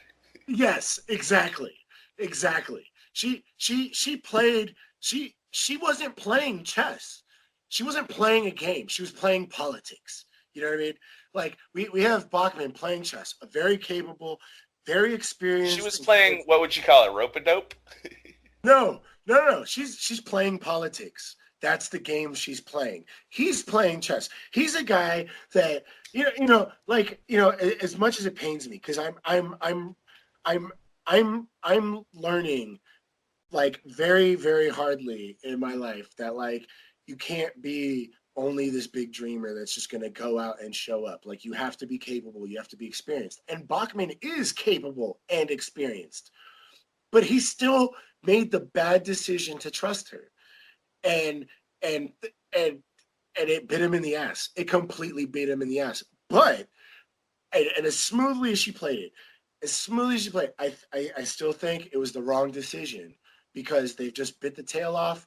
And like you said, they bit the tail off, and this snake needs to die, or at least be monitored and be controlled, or corralled, I guess would be a better way to you're not controlling the snake. You're just going to, like, give it some perimeters type of thing so that you can watch. Because when you pull out, like he said, you pull out, you create this void, and now you have to start from scratch. And now they're just all going to have to start from scratch. And it doesn't matter to them, because they have the resources to start from scratch. But it's just a waste of resources. And that's why it's by far my number one worst tradecraft, because it's bad capitalism. Why are we burning these resources over and over and over and over again? For what? Just so we can get promoted? And that's why I brought up the Snowden interview, because he pointed this out very, very specifically. He was like, all these organizations are competing for budget, and they have to show results to compete for that budget. And they can't play a long game. Agents, please report for debriefing on this operation. The director will see you now. So now we're going to give our final impressions and star rating. I'm going to say this is the second time I've seen this film. And as we discussed, this one that we watched was a different cut. If we had watched the first cut that I'd seen, I probably... Did you see it in the theater? No. I saw it, actually, funny enough, I think it was during the holidays, like a few years ago. I think I was talking about with my mom, and, both me and my mom like spy movies and stuff. And I was just in the mood for it. And this is when I was really getting deep into, like, watching tons of spy movies that I could.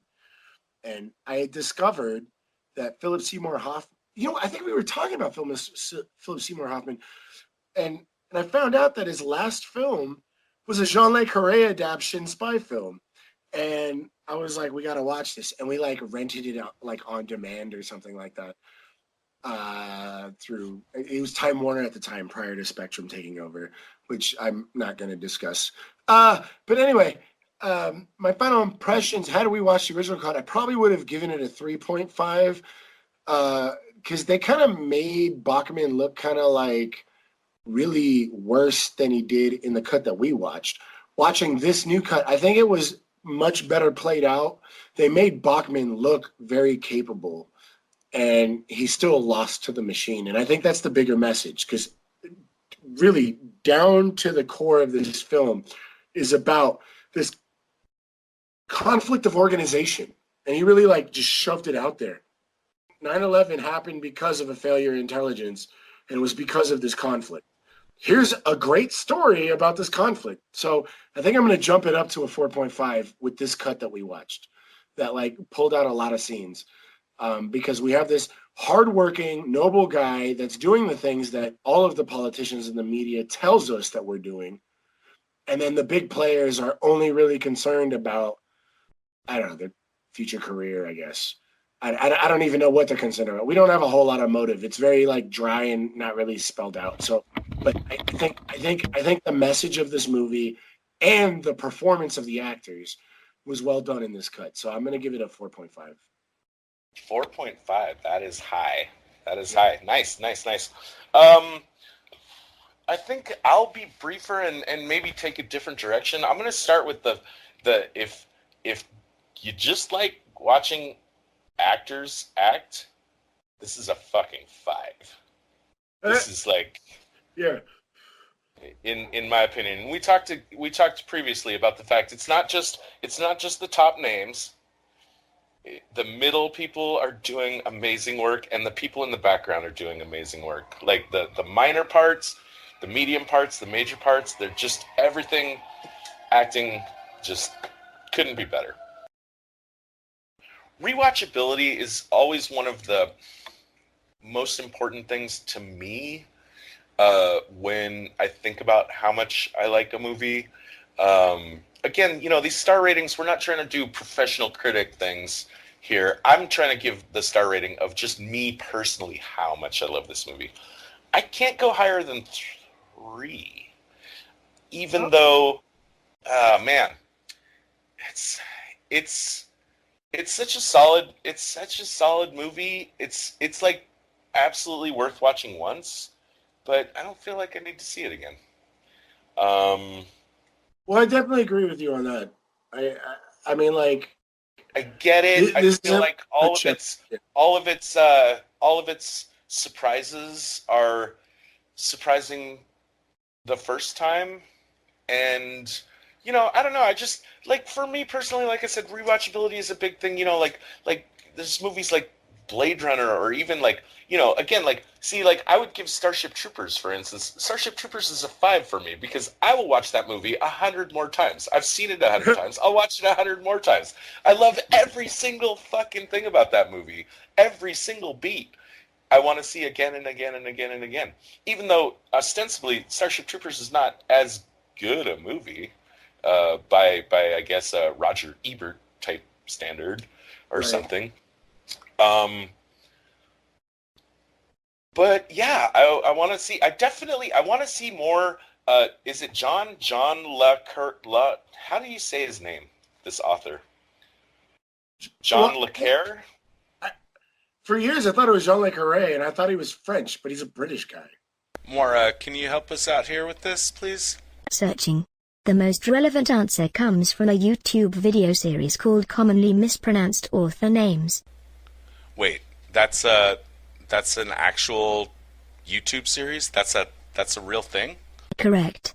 The name in question is addressed in episode 2 of the video series. My programming is not suited to exact pronunciation, but you might consider it close to the English pronunciation of hooray, but with a slight trill on the R sound. So like John Le Carre. John Le Carre. That is an audio match of 95.5 accuracy. Wow. The internet legitimately just fucking terrifies me sometimes.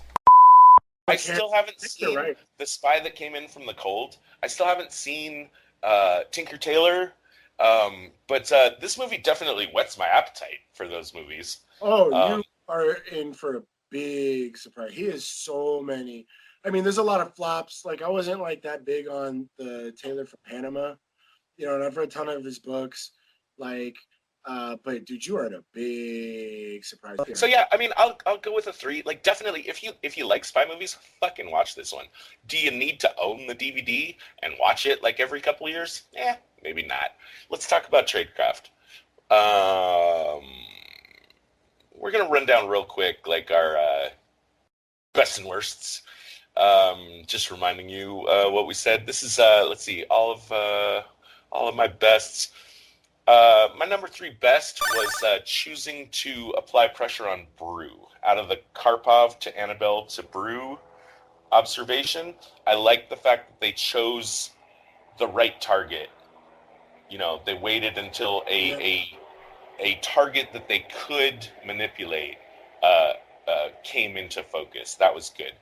My number 2, absolutely. Again, keeping in mind that Abdullah is very careful, using a legit piece of bait, not a faked piece of bait. Someone that you could look into his eyes to determine whether or not this guy is telling the truth before you take the bait. And the fact is, that guy is telling the truth. That's my number 2. And that very well, in many movies would have been my number 1.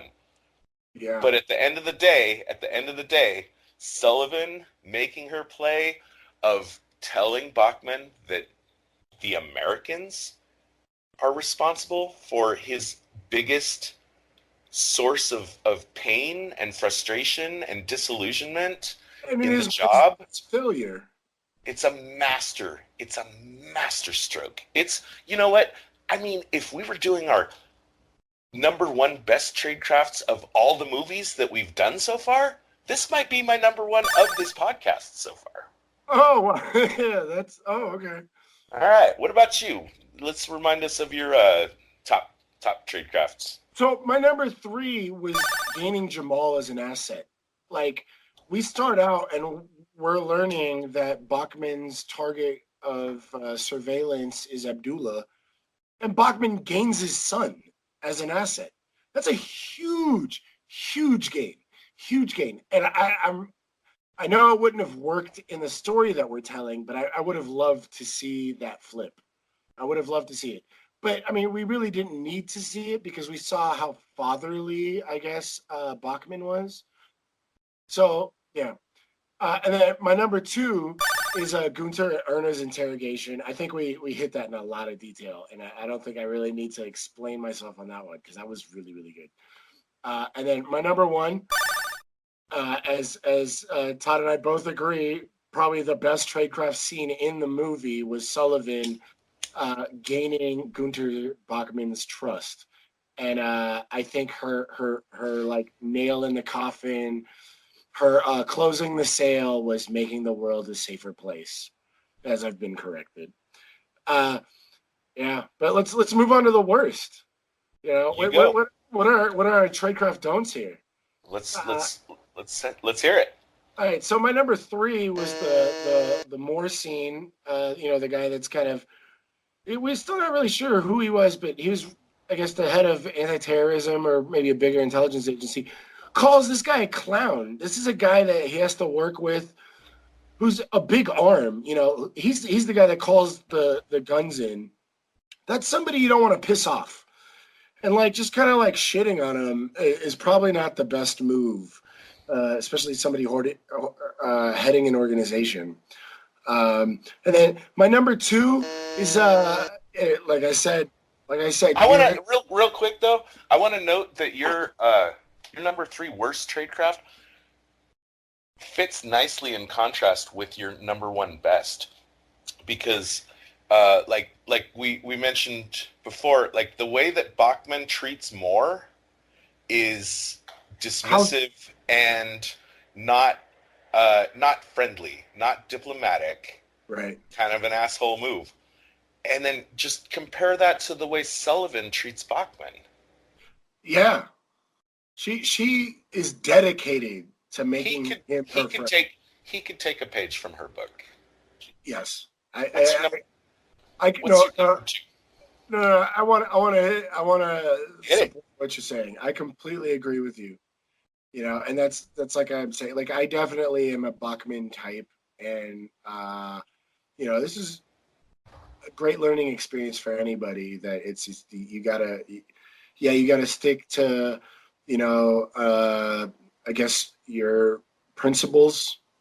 To quote in Bruges, but like he didn't see how to execute his principles, and you don't need to antagonize people that you might need to believe you later, for sure.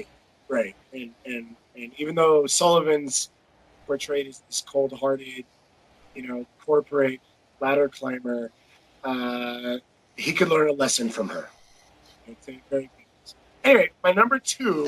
Sorry to derail us. Hit it. Gunter and not securing Issa. This is a guy that wants to make the world a safer place, and he's trying to protect good, or quote unquote good people. And Issa is the guy that's trying to make amends and make himself better. And to be honest, I would have not told. I would not let that happen. But that's part of the story. And again, Blockman's moves are some good lesson learned. My number 1 is the fact that we have these amazing corporate ladder climbers that are really good at their job, and they're still missing the point of their jobs, and probably should have followed Buckman's advice. And this goes back to my point that I'm gonna hammer in: conflict of motive, conflict of interest, conflict of strategy. Got you. You covered that at length. I'm gonna jump in with my worsts. Okay. Let's see. My number 3 worst. What does the team want from Karpov? I just think that when they're watching him over a long period of time, I don't see it. It just felt sloppy. I don't want to go too much into that. Number 2, Bachman just told Sullivan that he needs the lawyer to be able to move around freely, and the very next thing he does is order his team to take her off the street. It's just a little weak. You know what? I struggled to find worse tradecraft in this movie. I really did. I did too. There was really good tradecraft in this movie. I didn't, though. When I found my number 1, I didn't struggle. I'm going back, and I played it out with that whole fucking werewolf example. That was a great example, by the way. I love that you brought werewolf into our podcast, because you and I both love werewolves so much, so much, and it's just a great game that I think anybody can learn from. But when I landed on this as a possible piece of weak tradecraft, I immediately became morally certain this is my number 1 worst thing. I think he answered the question incorrectly. He exposed his soft belly. He revealed himself as too what's the word? Help me out here. Idealistic. Yeah, too idealistic. What he needed to do to seal the deal in that room was continue. Up until then, he was doing great, just like I was when I was defending myself against the villagers. Yeah. Up until then, he was saying everything right, and then this final question gets asked of him, and he fucking whiffs it. Oh man, yeah, that was. The end of this movie is so depressing, but it's such a great lesson. I think it's redaction. So the full redaction, again, a redaction rating works kind of the opposite of a star rating. Star rating, high is good. Redaction rating, low is good. The idea being that if you see a movie like Spy Kids or Austin Powers, you know that this is complete bullshit. You're not getting any real information. This movie is redacted as fuck. Everything's blacked out. Everything real is blacked out. Yeah, absolutely. This movie, just one redaction, just easy. This is the kind of movie that you go and watch if you want to get an idea, at least in my opinion, of what the world of espionage is really like. I cannot imagine either of us give out. If I don't know. What would it take for me to bring the redaction rating all the way down to 0.5 to a half a redaction? I don't know. But I mean, I don't know, man. We gave a pretty high redaction to the company, and the company had a lot of real spy stuff. You know, it had a lot of real, like, of the world type of stuff. And I don't think this event is historically true, quote unquote. I don't know. I think a 1.5 or a 2. I think I want to go with a 1.5 on this one because we're very close. Like it's very realistic on a geopolitical scale. You know, I don't even know that we could ever give a 1. You know, it's yeah. But I'm on board with you on how super realistic this is. But I don't know. I think a 1.5 is warranted here. All right. Sounds good to me. Yep. Okay, Dave. Now, I don't know if I'm going to leave this in. There's one other just tiny little thing. I don't know why it tickles me. I might leave it in. I might take it out. I might cut it in earlier in the movie. But I've taken you, I told you, I gave you instructions to go to 1 hour, 36 minutes, 42 seconds in this film, correct? Yes. You're looking at the screen. Yes. Look at the guy in the background. All right. That is the most German man I have ever seen in my life. That is a fucking German. Now, think about this a little bit. I mean, I'm not saying he represents all of German manhood. I'm not saying he's like I'm not saying he's a typical German. What I'm saying is like the guy in the foreground, right? If you told me like that guy is Italian, I'd be like, you know, if you told me he's German, I'm like, okay, yeah, sure. If you said, oh no, actually he's Italian, I'd be like, okay. If you told me that Philip Seymour Hoffman in this movie is a German, I'm like, oh, no problem. But then if you said, no, he's actually Swedish, I'd be like, okay.